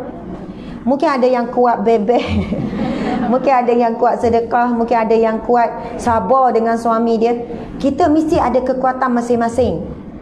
Takkan kita lemah belaka. Mesti ada kekuatan masing-masing. Kalau kita lemah qiyamul lail, mungkin kita kuat selawat. Kalau kita kuat lemah selawat, mungkin kita kuat istighfar, betul tak? Jadi jangan sampai kita tak ada kekuatan langsung. Cuba tanya pada diri sendiri, ada tak saja kekuatan kita? Yang mana dengan kekuatan tu lah yang meneguhkan diri kita ni untuk bertemu dengan Allah. Ada satu amalan yang kita kuat sungguh, yang kita pegang hari-hari, amalan ni kita tak akan tinggal. Jangan sampai semuanya adalah cukup-cukup makan belaka. Dok leh, bimbang. Macam ambil SPM lah, ada berapa subjek, ia kuat, ia power. Esok dengan subjek kuat tu lah ia boleh kerja, sebab itulah kelebihan dia. Ada orang memang yang straight A belaka, tapi mesti ada kekuatan dia, subjek mana yang dia kuat, minat dia, kecenderungan dia. Jadi kita tak mampu nak hebat belaka. Qiyamulai pun hebat, Al-Quran pun hebat, selawat pun hebat, istighfar pun hebat, sedekah pun hebat, sekian-sekian. Ada orang dia kuat sedekah, kuat tolong orang. Bangun je tidur, keluar rumah, cari orang susah, buat kerja amal. Balik petang, malam, lepek. Mayang pun bukan cukup makan. Maksudnya mayang pun tak ada sunat-sunat. Mayang pun sekian-sekian. Zikir pun lepas mayang lepek. Dok kuat macam orang tu zikir. Jadi kalau orang yang macam ni, dia tanya orang yang, awak ibadah apa? Wajah nampak tenang. Saya istighfar 1000 kali, selawat 1000 kali. Contohlah orang ni kuat selawat, kuat zikir kan. Lepas tu baca Quran 1 juzuk sehari. Orang ni akan rasa down. Ya Allah, hebatnya mu. Aku dok leh lah selawat sampai 1000 kali. Gini. Jangan buat perbandingan diri kita dengan diri orang lain. Sedangkan di sana ada hadis Nabi, barang siapa yang berpagi-paginya menunaikan hajat keperluan saudaranya, orang-orang yang susah, maka pahalanya lebih dicintai oleh Allah daripada iktikaf selama sebulan di masjid. Sedangkan pahala iktikaf kalau satu hari saja, Nabi sebut dalam hadis yang sahih, barang siapa melakukan iktikaf satu hari saja, Allah akan membina baginya dengan neraka 3 parit. Maksudnya jarak dia dengan neraka 3 parit. Kita perbayang parit kat dunia, pendek, kecil, dekat kalau gitu. Lalu Nabi jelaskan yang mana setiap satu parit jaraknya antara timur dan barat, hujung dunia ke hujung dunia. Bayangkan orang yang suka cari orang susah, buat kerja amal sampai dia balik melepek. Dok leh nak baca Quran macam orang lain. Wak ni kekuatan dia gini-gini. Jadi kita janganlah kita buat perbandingan untuk melemahkan, perbandingan untuk menguatkan boleh. Tapi setengah orang rasa saya ni teruklah ustazah, saya tak macam orang lain ni, saya gini. Saya kata mesti ada kekuatan. Mesti ada sesuatu amalan yang kita betul pegang, kita isi istiqamah. Dan janganlah pula kita buat banyak ni. Saya alhamdulillah selawat 1000 kali. Awak berapa kali? Saya kadang-kadang 30 kali. 30 kali? 30 kali je? Berat awak ni, kata cinta Nabi. Dusta. Oh, sedap kata orang tu. Sebab awak dia 1000 kali kan. Dia tak tahu orang tu lebih amalan apa. Kita tak tahu. Janganlah pula kita baru sebulan jadi ahli Al-Quran ni, sejuzuk sehari baca. Dah baru seminggu. Mulut tu kan, berapa banyak baca Quran saja je saya tanya, bukan apa. Apa tanya? Yelah nampak macam susah hati je. Kita kalau baca Quran banyak-banyak, insya-Allah hati tenang. Awak baca berapa banyak? Kadang semuka surat sehari. Astagfirullah.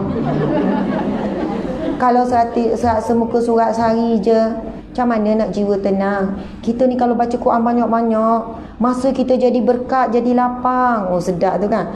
Tak tahu masa dia sebut tu dengan riak ke, dengan ujub kagum dengan diri sendiri ke. Kok orang yang baca satu muka surat sehari tu, tapi dia buat dengan ikhlas, buat dengan betul-betul. Mungkin itu yang Allah hitung. Dia yang baca sejuzuk sehari ni belum tentu Allah pandang. Kalau daripada sejuzuk sehari tu membuatkan dia jadi ujub dengan diri dia, rasa macam bagus, cakap pun memang bunyi tenang. Kita cubalah baca sejuzuk sehari. Kak, tak tinggal sehari sejuzuk wajib. Oh, pada baru seminggu tu. Kalau betul Al-Quran itu betul-betul meresap dalam hatinya, dia tak akan mengeluarkan perkataan dengan ujub, dengan riak. Tapi kalau dia nasihat tu sungguh-sungguh ikhlas, maka tafadhal, silakan, terbaik. Maksudnya bukan dengan perasaan tu dia nak kongsi. Saya alhamdulillah saya baru je cuba seminggu. Alhamdulillah saya rasa luar biasa. Saya rasa lebih tenang. Dulu banyak masalah, sekarang masalah memang ada, tetapi rasa tenang, rasa lapang. Jadi terahlah juga, mana tahu boleh bantu. Itu kan lain. Niat tu lain, cara tu lain.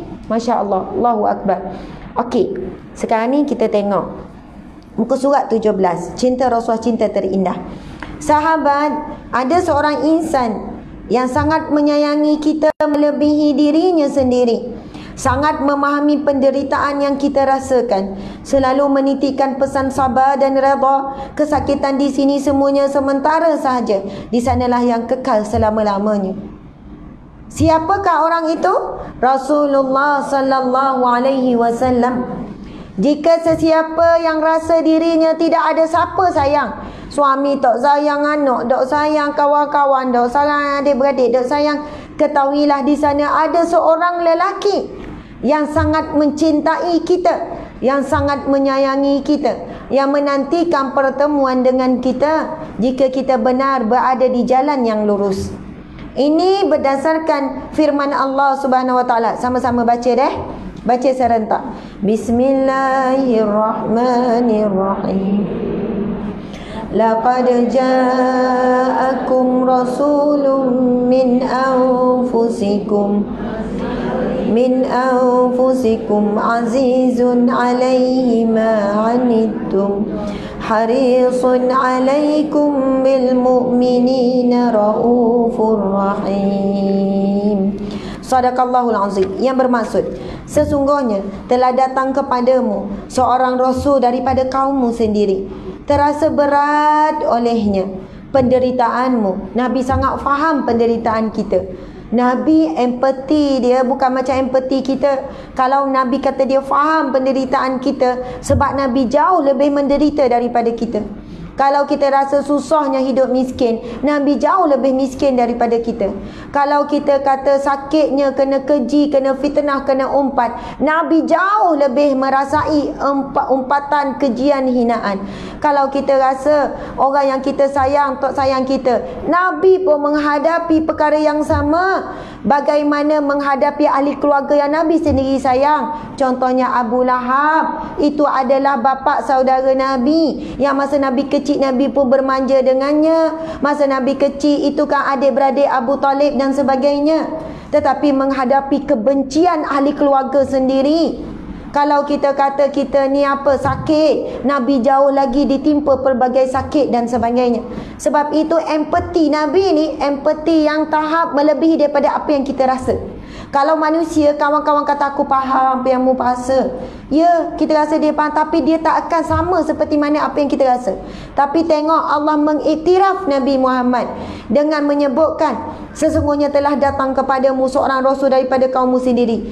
Berat terasa olehnya penderitaanmu, sangat menginginkan keselamatan keimanan bagimu, amat belas kasihan lagi penyayang terhadap orang mukmin. Subhanallah. Sambung lagi. Kita sedang baca buku Sahabat Dunia Akhirat, ya tuan-tuan, puan-puan, sahabat-sahabat sekalian yang berada di live FB ataupun IG.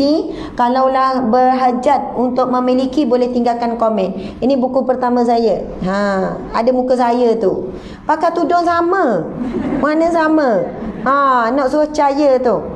Okey, subhanallah. Okey, mencintai Rasulullah adalah suatu kewajipan. Wajib cinta Rasulullah, bukan satu pilihan. Mencintai Rasulullah tanda kesempurnaan iman, sebagaimana sabda Nabi SAW. Saya baca, ibu-ibu ikut dah. Bismillahirrahmanirrahim. La yu'minu ahadukum hatta akuna ahabba ilaih min walidihi wa waladihi wan nasi ajma'in. Tidak sempurna iman seseorang kamu hingga aku, yakni Rasulullah sallallahu alaihi wasallam, lebih dikasihi daripada ibu bapanya, anaknya dan manusia seluruhnya. Hadis riwayat Bukhari, hadis yang sahih. Jangan salah faham. Tiba-tiba mak suruh, mari jah tolong mak dapur ni. Mak, saya lebih sayang Rasulullah daripada mak. Tiba-tiba. Jadi saya sekarang nak habiskan selawat 1000 kali. Jadi lepas habis tu barulah saya tolong mak dapur. Ni salah faham ni. Dia kata sebab saya lebih sayang Rasulullah daripada mak. Sebenarnya Rasulullah memerintahkan kita mentaati ibu, jaga hati dia, dan kita buat tu kerana cinta kita pada Rasulullah. Nak Rasulullah suka dengan kita, nak Rasulullah sayang kita. Sebab kalau kita buat baik pada mak, mesti Rasulullah suka. Nampak tak? Sebab itu saya nak cerita, ada seorang hamba Allah ni, dia seorang pendakwah juga, seorang alim, seorang pendakwah. Saya kira dia juga guru saya. Bukan kira, dia guru saya lah. Masya Allah. Sebab dia masih muda, dia muda dari saya. Dia pendakwah juga, tapi saya dapat ilmu ni daripada dia. Dia cerita, ustazah dia kata, cara mak ayah saya didik saya, sebab adik-adik dia berjaya. Hafizah dia pun hafiz, berjaya. Saya kata macam mana mak ayah didik? Dia kata, ustazah, mak ayah kami didik bukan sayang mak ayah, bukan sayang mereka. Mak ayah saya bukan didik supaya sayang mak ayah, tapi sayang Rasulullah. Daripada kecil, perkataan yang keluar daripada mak saya bukan belajar tinggi ke apa, orang kampung biasa. Tapi mak saya, dia selalu sebut gini, sayang Nabi, ikut kata Nabi, apa yang Nabi suruh buat. Dan biasa mak saya suruh buat apa-apa, ni Nabi Muhammad suruh buat gini, Nabi suruh buat, kalau buat apa yang Nabi suruh, Nabi sayang. Apa pun, walaupun benda tu sebenarnya benda yang dia suruh, tapi mesti mak ni sebut Nabi suruh. Ni mak nak minta tolong ni, minta tolong, kalau tolong mak, Nabi suka, Nabi suruh tolong ibu ayah, berbakti pada ibu ayah. Dia kata, ustazah, bila mak selalu sebut Rasulullah, Nabi, kait teguh dengan Nabi, saya jadi terpaksa sayang mak saya. Saya jadi terpaksa berbakti pada mak ayah.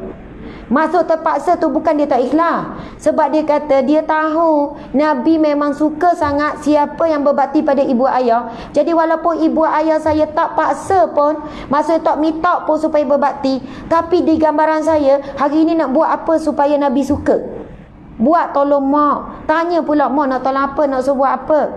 Sebab apa? Perbuatan itu sudah pasti menggembirakan Rasulullah sallallahu alaihi wasallam.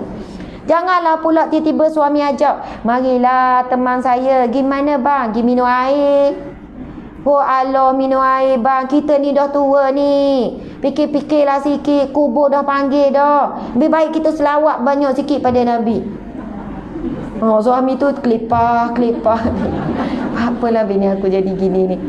Padahalnya menggembirakan hati suami itu juga perintah Nabi. Menggembirakan, dan itu bukan perbuatan sia-sia. Janganlah pula bila suami ajak, dah umur kita dah menopah dah, 50 dah, 60 dah. Masa belum menopah dulu macam magnet kan, patang duduk dekat rasa nak mesra-mesra. Bila dah menopah ni, bila dah tua ni macam karam pula. Kalau nak sentuh je zek. Apa awak ni, buang terbiak ke? Kata-kata lelaki, awak ni perangai dah tua-tua macam orang muda lagi. Saya dulu perunding rumah tangga, yang datang mengadu ramai juga orang tua umur 60-70 nak cerai. Pak cik mari ni, mak cik ni kan, dia kata ni orang tua sebelah ni. Oh, nak marah. Padahal dak sedar you tua kau. Orang tua sebelah ni. Saya kira nak pisah lah ustazah. Bak apa pak cik nak marah sangat? Mak cik senyap. Bak apa pak cik nak marah sangat? Yalah, dengan saya kan main lagi. Suruh zikir lah apalah. Faham tak? Suami ni nak sentuh sikit. Istighfar lah bang, banyak-banyak. Taubat. Banyakkan zikir lah, kita ni dah tua. Ni pak cik ni kata saya ustazah nampak tua ni luar. Dalam muda lagi. Dah sungguh. Betul tak? Ya Allah, seorang wanita kita bimbang masa muda isteri soleha, tapi Allah uji saat tua. Sebab dia tak boleh mengawal perasaan dia, diri dia. Takut kita meninggal dalam keadaan bukan isteri yang soleha, bukan isteri yang menyejukkan hati, menyejukkan mata suami. Sebab alasan kita dah tua dah. Tua lagi lah perlu kita jaga. Ujian tu datang bertimpa-timpa. Perasaan rasa panah lah. Kalau mula nikah dulu, bang, bapa awak lambat bang. Suami gimayang masjid kan balik lambat lamanya. Saya rindu sangat. Tapi ni bila suami balik awal, dah awal sangat. Bapa balik dah. Kalau dulu bapa lah lambat. Ni dah baik. Awal balik teh. Oh balik dah. Awak duduk lama-lama. Saya cakap benda ni betul. Ramai yang dah menopah cakap ustazah saya dah tahu. Kalau boleh, kalau suami saya keluar, saya rasa macam tenang. Kalau dia pergi masjid biar lepok lama-lama, pergi ni pun okey lah. Balik malam straight ke 5 waktu. Malam. Macam tu kan. Dia jadi ahli masjid lah dia. Padahal saya kata puan tak normal tu. Puan yang tak normal, bukan suami tak normal. Puan pergi jumpa doktor, nanti doktor bagi pil hormon ke yang boleh. Kalau tak nak makan pil hormon, sebab mungkin hormon estrogen tu terlalu sikit, sampai kita rasa serabut, panas, tak suka tengok pasangan. Kalau ikut normal, Rasulullah umur 50-60 lebih, mesra romantik lagi. Isi-isi Nabi dah tua ada 60 lebih. Kalau seorang dah tua sangat, tua daripada Nabi, tapi mesra. Sebab kemesraan itu perlu dibina, minta dengan Allah. Lepas tu banyak juga kes kan. Saya kata pak cik, bawalah isteri mak cik ni pergi jumpa doktor. Dah buat apa nak jumpa doktor? Ni perangai dia ni ustazah, perangai dia. Mungkin isteri pak cik ni monopol. Dia kata saya tak kira lah apa-apa poh pun ustazah. Saya kata sungguh ni fakta. Pak cik tak boleh tolak. Saya bukan saja-saja ni pak cik. Kadang isi kita berubah, kita kena tolong rawat dia. Mungkin hormon dia rendah sangat dah ni. Lepas tu pak cik yalah saya terahlah bawa. Sungguh ada berapa kes pak cik ni bawa pergi jumpa doktor. Mungkin saya tak tahu doktor wi apa. Sebab tak stabil dah hormon ni. Sepatutnya orang perempuan dia penuh rasa cinta, penuh rasa rindu, walaupun dah tua boleh pegang tangan, betul kan? Tapi bila kadang monopol yang kesannya dahsyat teruk, dia pun jadi benci ke pasangan dia. Serabut tengok, dengar suara pun geram. Suami baru nak cakap sikit, cakap pun salah, duk cakap pun salah. Dah berapa senyap tu pun salah. Bila cakap apa, banyak cakap tu. Suami ni kata sebedak kena ustazah. Cakap salah, duk cakap salah. Saya kadang nak melakor pun takut. Jadi panah barang. Dan saya tanya makcik, normal ke macam ni? Dulu saya dok gini ustazah. Dah kalau rasa benda ni tak betul, tak kena, gilah berubat. Jumpa doktor. Lepas tu kan pokcik telefon, ustazah, pokcik ni buat mana? Buat mari dengan mokcik hari tu. Dah buat apa pokcik? Jadi ke nak cerah? Tak jadilah, suara lembut. Sayang ke mokcik, tutup kes lah ustazah. Settle dah. Settle kerana ada magnet dah sikit-sikit. Maksudnya ada tarikan dah sikit-sikit. Bukan apa, benda ni nampak remeh. Saya sebut begini sebab banyak perceraian berlaku di usia tua sebab tak boleh nak menguruskan situasi begini. Tua-tua cerah, bukan sikit, ramai. Saya dulu bukan nak kata ramai macam umur dia cerah, tapi jumlah tu bukan seorang dua, bukan rare dah, bukan pelik dah. Saya dulu handle sebagai pendecara rumah tangga. Sedih tengok orang cerah di usia tua. Sedih sebab dia menyimpan rasa, dah duduk bilik tidur asing lama dah. Dia kata kami tak boleh dah nak berpura-pura. Anak ingat kami ni masih macam dulu, tapi dah. Jadi untuk kami tenang, kami nak bawa haluan masing-masing. Bukan sebab ada kekesan lain ke apa, tapi duduk satu rumah rasa panas, asyik nak balau, rasa tak tenang apa, masing-masing buat keputusan untuk berpisah. Rupanya sebenarnya isu masalah kesihatan dan sebagainya. Jadi mudah-mudahan mungkin ada yang dengar pada pagi yang barakah ini, kalau benda itu berlaku, kena uruskan, jangan biar nak rana ujian ustazah redha je lah. Redha membawa masuk menguruskan ujian itu mengikut syariat. Bukan redha duduk diam. Dah buat benda tu tengah redha. Redha apa?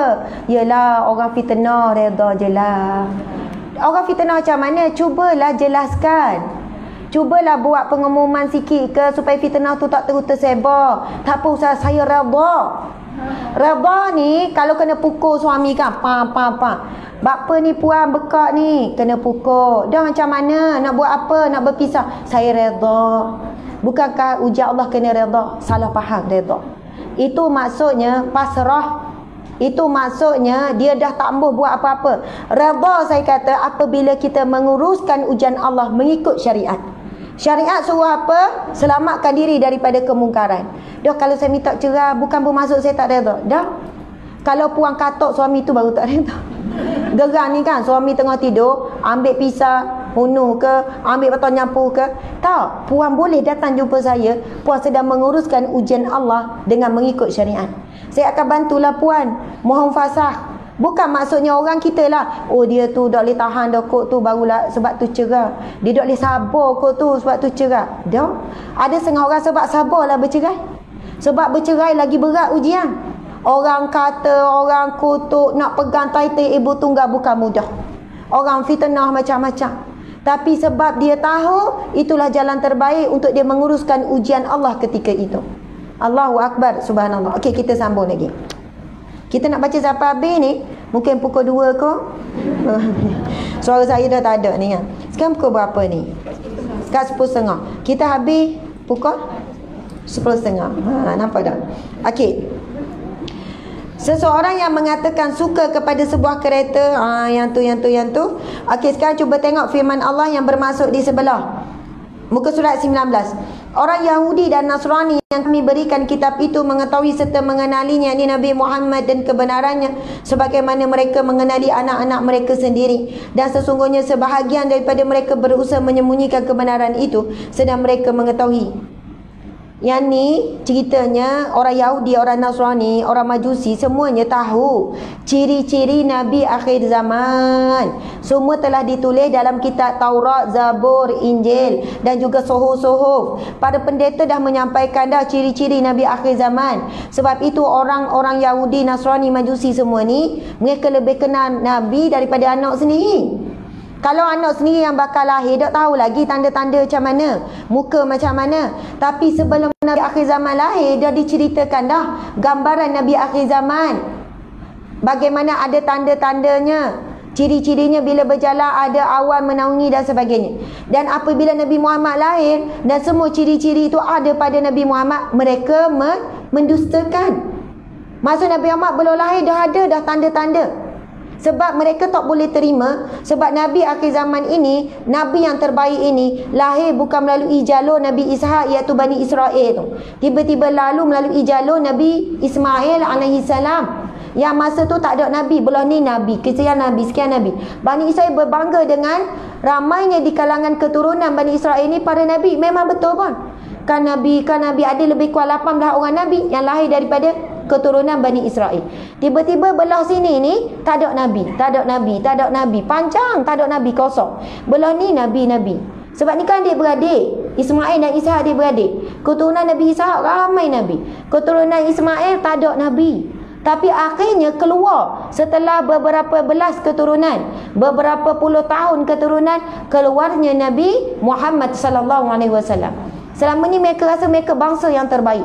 Diangkat oleh Allah sampai para nabi semua turun melalui keturunannya. Jadi mereka tak boleh terima. Sampai hari ni tak boleh terima.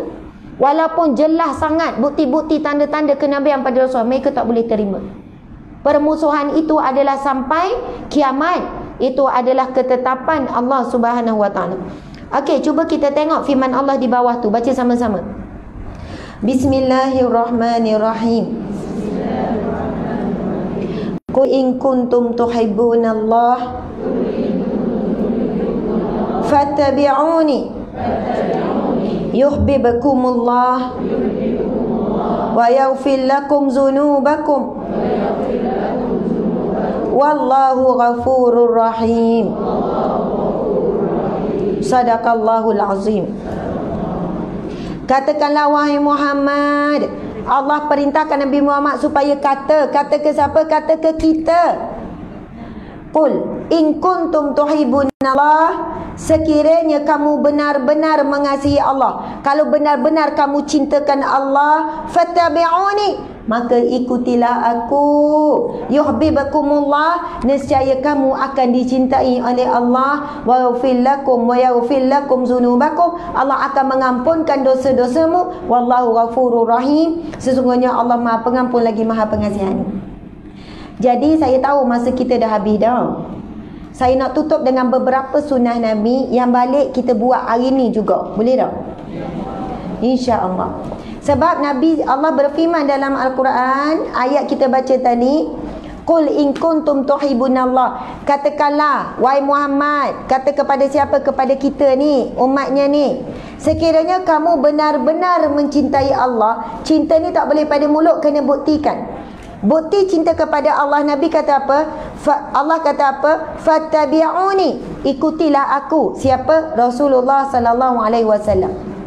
Yuhibbukumullah, nescaya kamu akan dicintai oleh Allah. Bercinta dengan Allah, cinta yang akan terbalas. Bahkan bercinta dengan Allah dibalas dengan berkali ganda cintanya Allah terhadap kita. Padahal dah buat taklah sungguh sangat, biasa-biasa je.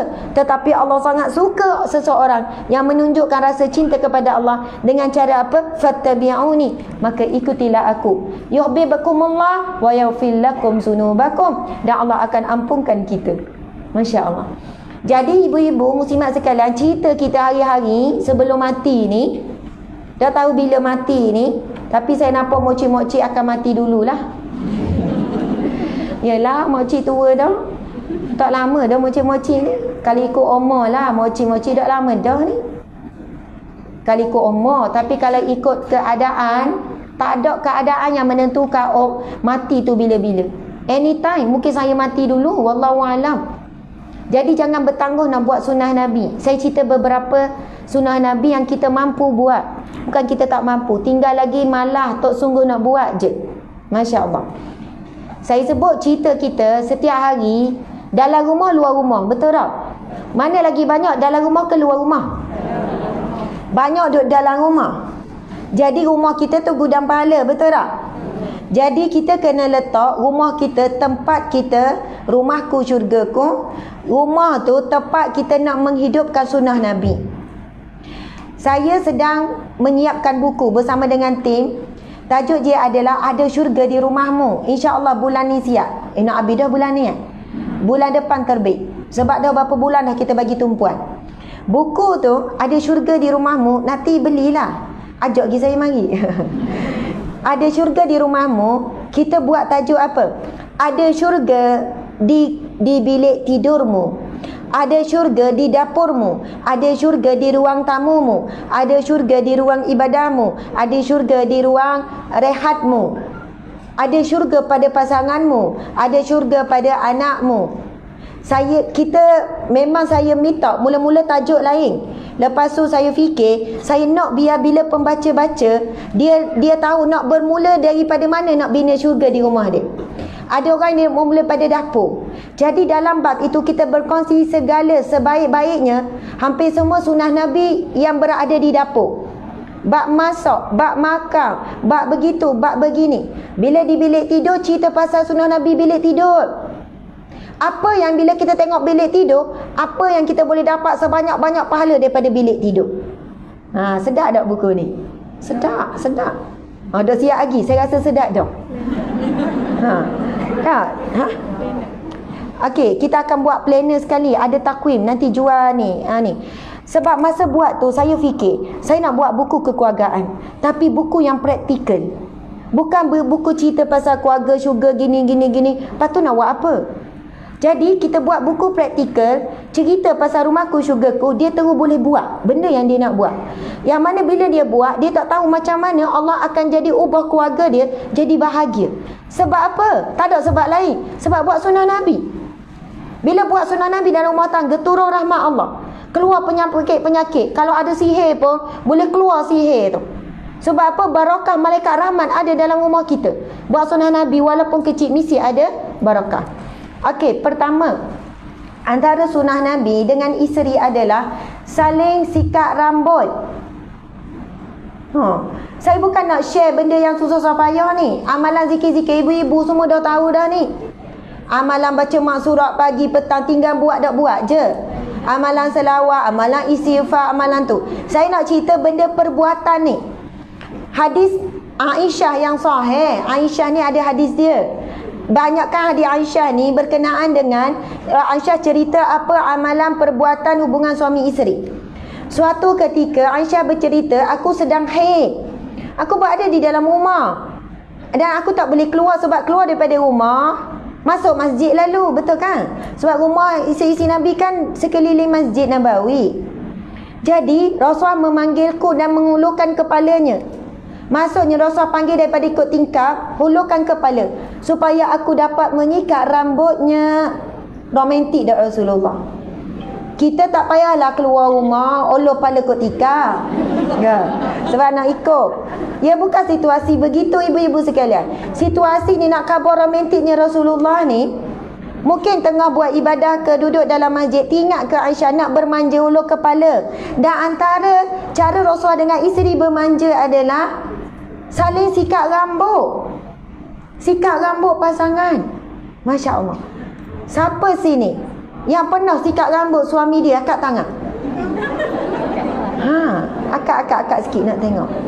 Masya Allah puan, Masya Allah, Masya Allah.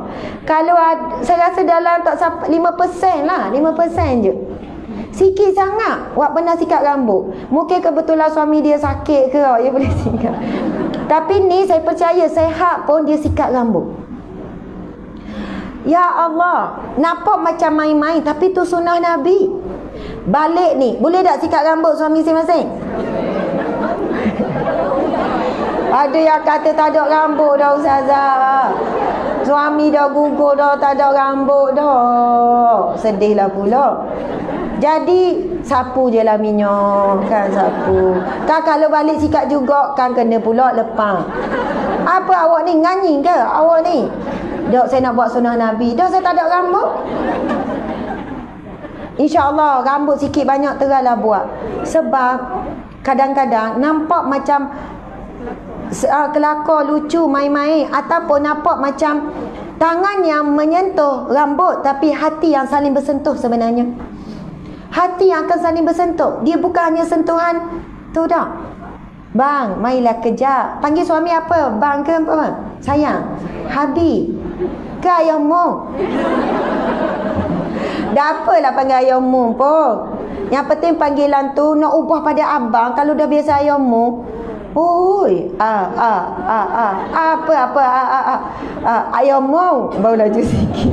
Kan nak sebut abang tadi tu kan. Tapi cuba tanya, Nabi SAW dengan para isteri tanya. Maksud panggilan apa yang disukai? Cuba tanya balik ni. Ayam mong, kita nak tanya sikit. Dema, ayam mong suka kita panggil apa sebenarnya? Kok lah dia mengaku, lama dah nak suruh panggil abang. Ya ke? Yelah, dengar orang panggil abang rasa suka pula. Dah, boleh ke panggil kita abang? Umur ni 60 dah ni, 50. Awak ni gelilah nak panggil abang. Geli pula, tak biasa panggilan yang.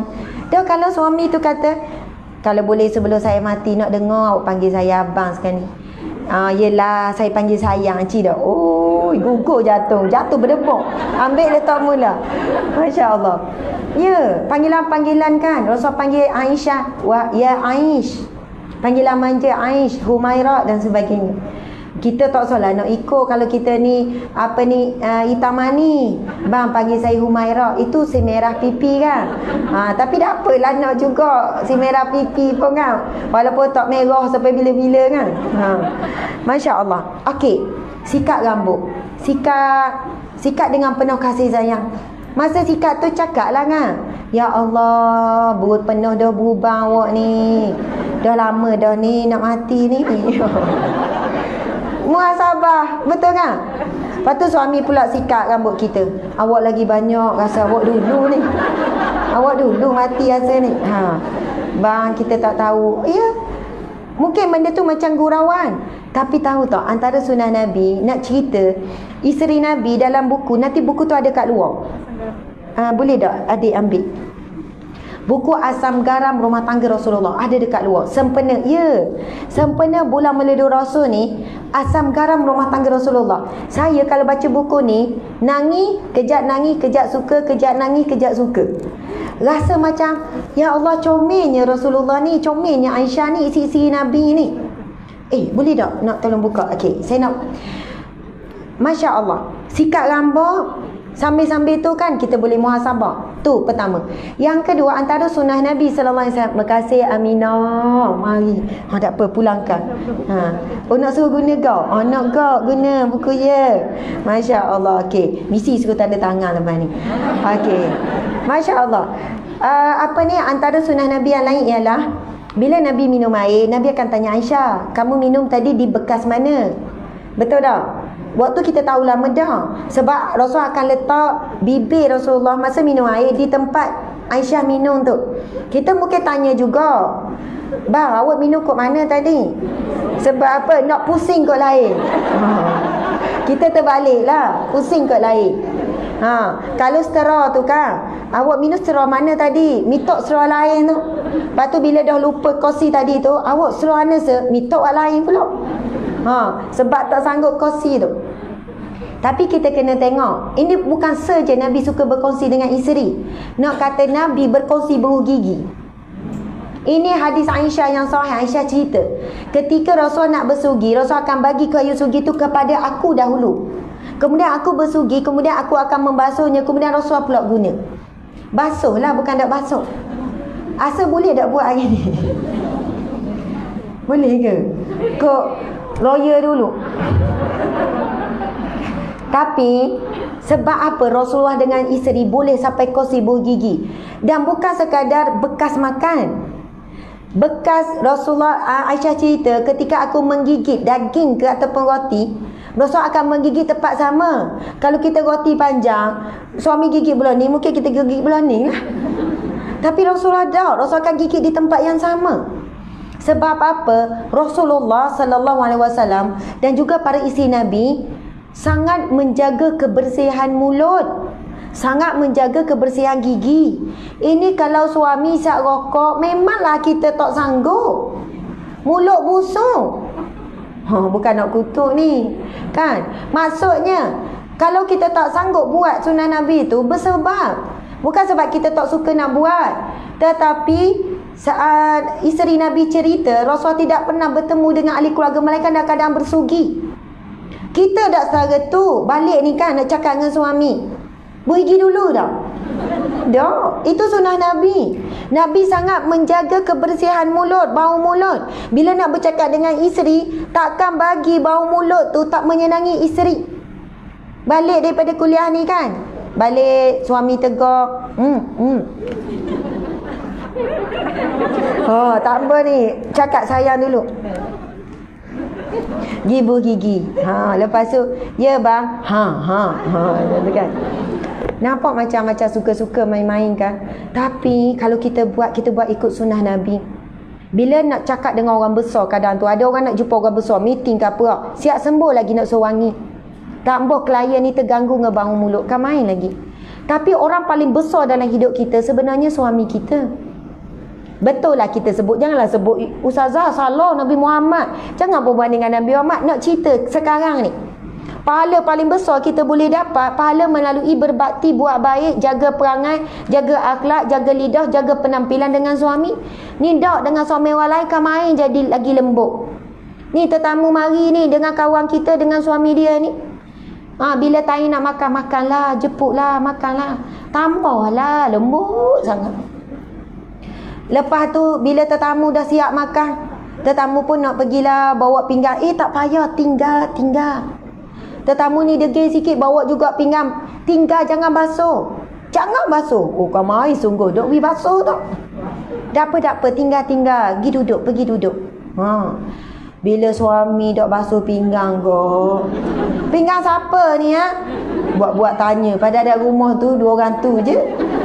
Pinggang siapa ni, gelas siapa lah, minum tak kerti nak basuh ni. Terbalik, mohon terasa.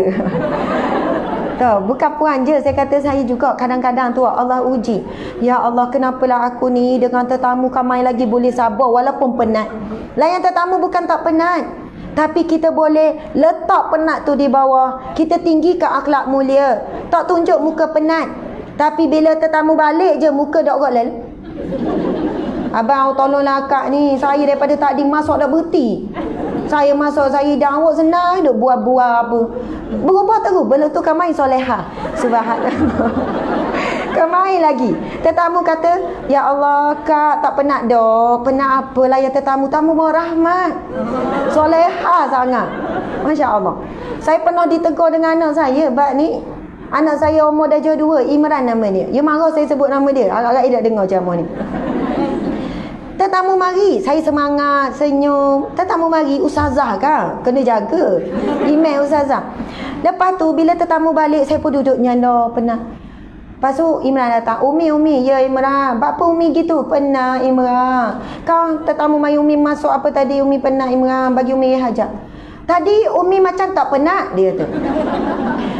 Tadi kan depan tetamu, takkan Umi nak tunjuk muka penat. Habis tu Umi tak perlu jaga ke depan Imran? Dia kata gitu. Maksud dia ialah, masa tu saya kata, betul lah, kenapa berapa saat je tu berubah, berapa minit je. Kenapa depan tetamu kita boleh jaga air muka kita, nak suruh suami tenang senang dengan kita, tapi kenapa kita tak boleh korbankan diri kita untuk jaga air muka dengan anak, jaga air muka dengan suami. Tadi Umi senyum-senyum, kenapa dengan Imran Umi tak boleh senyum?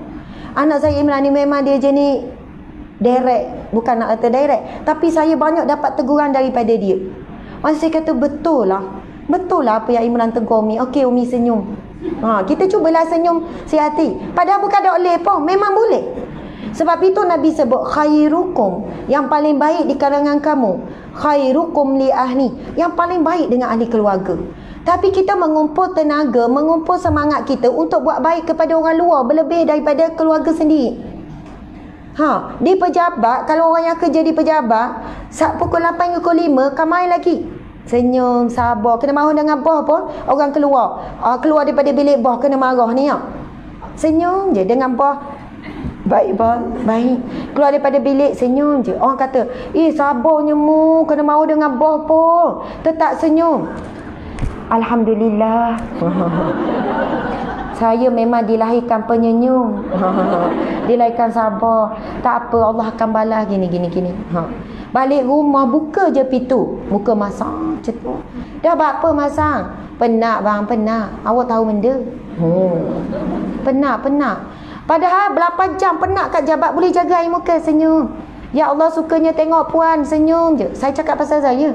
Kat pejabat kami lagi, okey dah, balik dulu, jumpa esok. Padahal 8 jam dah ni jabat ni, padahal penat ni. Boleh tu ceria-ceria. Nampak je atas rumah lembek lalu. Bawa beg pun macam ada orang nak akak. Assalamualaikum. Nak rayak dia penat sangat tu. Padahal selang berapa minit je tadi. Assalamualaikum, jumpa besok. Okey bos, jumpa esok. Balik rumah buat penat lalu, tunjuk muka penat. Padahalnya bila nak balik rumah tu lah, Assalamualaikum bang, wajah lagi ceria daripada bos. Bos tu laki orang lain. Ini suami betul-betul ni. Assalamualaikum bang, salam apa semua. Lepas tu kita pun letak beg, tengok suami tu minum air. Allah awak ni balik rumah rehat-rehat. Saya ni nak pergi dapur lalu ni. Oh, dandan masa tu juga laser dengan suami. Masya Allah. Ini muhasabah kita, betul kan? Sebab itu muslimat sekalian, paling susah kita nak buat baik kepada ahli keluarga. Sebab ahli keluarga ni bukan orang lain. Allah, bukan orang lain, suami, anak-anak. Sebab itu kita lebih cenderung untuk sabar, untuk jaga air muka, jaga suara dengan orang luar berbanding dengan ahli keluarga. Sedangkan pahala kita paling utama, perjuangan kita muslimin-muslimat sekalian, perjuangan medan juang kita mana? Rumah. Kat luar kita boleh jaga diri kita, makan lemah lembut. Kat rumah tu minum air gong. Depan orang ni memang sopan Ustazah. Tapi boleh tentu saya rumah minum sopan gitu. Betul tak? Rumah tu lah diri kita yang sebenar. Akhlak yang kita nak tunjuk kepada Allah. Di luar daripada rumah mungkin akhlak tu terjaga sebab manusia memandang kita. Tapi di dalam rumah kita meletakkan sifat ihsan, rasa Allah pandang. Ni suami kita, isteri kita ni, anak-anak ni, subhanallah. Contoh yang lain, anak kita, cucu kita lah, cucu kita. Waktu poh air Milo, gana kita. Tak apalah, anak gana. Dak dok rasanya tok. Mai sini kejap. Kan tok khabar dah. Wayak dah, cakap dah. Minum dapur. Tengok ni tumpah atas kapet dah lah warna putih. Putih sikit. Contoh kan. Tak lama lepas tu, 2 jam selepas itu. Marilah kawan kita bawa cucu dia. Kita pergi dah Milo, tumpah atas sofa lagi. Masa tu tak semena-mena, bukan kita rancang. Tak apalah, nama pun budak. Tak apa, tak ada masalah lah. Tak payah marah, budak tak ada masalah. Cucu kita ni tengok. Peliknya tu aku ni.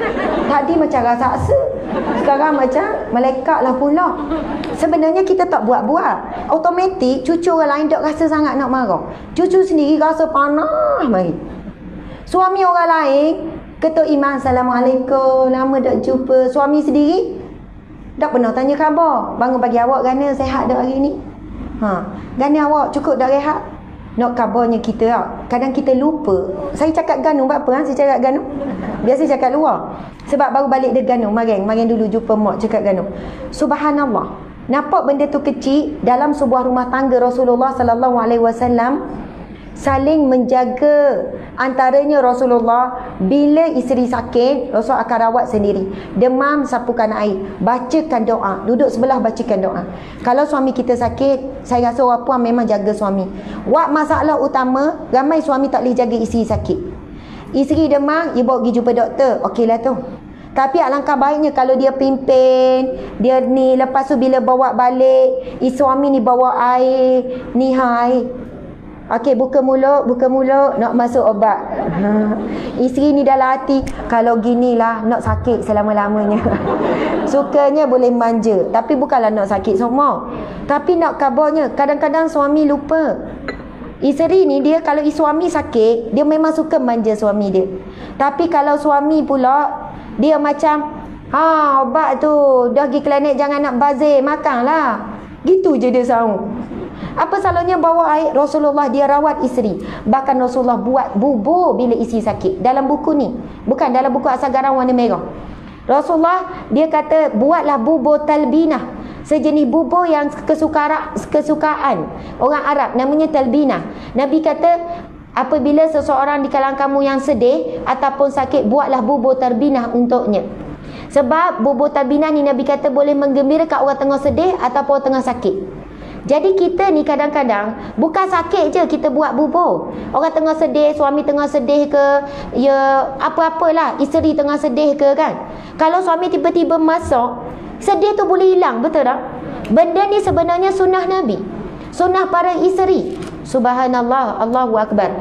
Dan antara sunnah yang terakhir, saya nak sebut sunnah yang terakhir dalam subah rumah tangga Rasulullah sallallahu alaihi wasallam.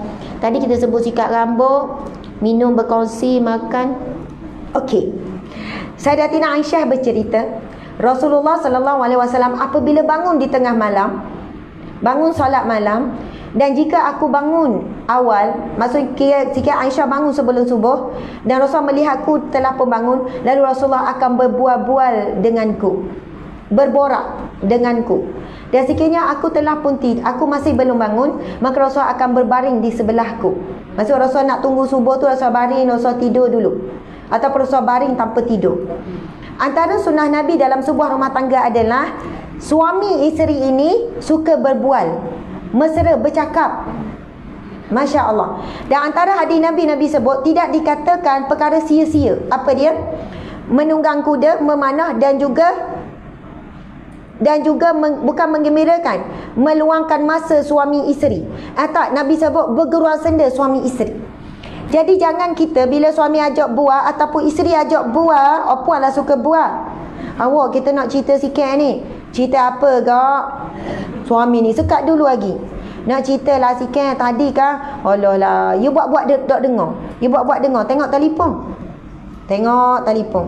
Lepas tu isteri tanya, pendapat awak kan? Pendapat apa pula? Baru tahu dia tak dengar pun benda ni. Wahai para lelaki sekalian, wahai para lelaki, para suami, Rasulullah adalah pendengar yang terbaik pada isteri. Rasulullah bila bercakap, ini sunnah Nabi bila bercakap ya, Rasulullah bukan pusingkan muka je. Tak, Rasulullah akan pusingkan seluruh tubuh. Saya nak tanya orang puan, kita kalau suami kita bawa kereta, kita duduk sebelah, kita buat benda? Tengok telefon, betul tak? Tengok telefon. Kalau suami saya, dia was hati kalau saya tengok telefon. Tapi saya ada banyak kerja dengan telefon. Nak nulis, nak buat itu, urusan macam-macam. Saya akan minta izin dulu. Bang, boleh tengok telefon jap Tengok telefon jap Lepas tu, kalau kita faham signal suami kita, kalau dah tengok lama tu kan, dia macam tak senang. Kita letaklah. Berbual. Dia tengah buat kerja, bawa kereta. Kita daripada awak, sapalah ke siapa. Nak sapa, suami tu dah tutup enjin keluar. Kejap. Duk siap lagi ni. Duk order kuih talar ni. Duk bincang beg ni. Nak hijau ke nak biru ni. Macam-macam urusan dalam telefon tu. Sebab apa? Ketika kita duduk berdua, kalau kita ni bercakap dengan orang lain, kan macam tak hormat tu lelaki. Kan telefon tu kan tengah cakap dengan orang lain. Suami duduk sebelah. Jadi, ketika itu mintalah izin. Bang, tengok telefon jap deh. Jadi kata tak apalah urusan, saya faham. Dia sebenarnya dah apa kita tengok telefon, tapi minta izin, jadi sejuk hati dia. Ni daripada awal sampai akhir duduk ambil telefon tengok. Dia pun rasa bekok hati ni. Tengok gerang rasa. Lepas tu kita senyum seorang. Masya Allah. Apa salahnya kita berbual? Sebab itu antara Aisyah cerita, Rasul suka meluangkan masa. Walaupun Rasul ni sangat sibuk, tetapi melayani isteri. Sampai pernah Aisyah bercerita, aku pernah bercerita pada Rasul tentang perihal 13 orang wanita. 13 ke 11 orang wanita. Dan Nabi memberikan tumpuan daripada seorang.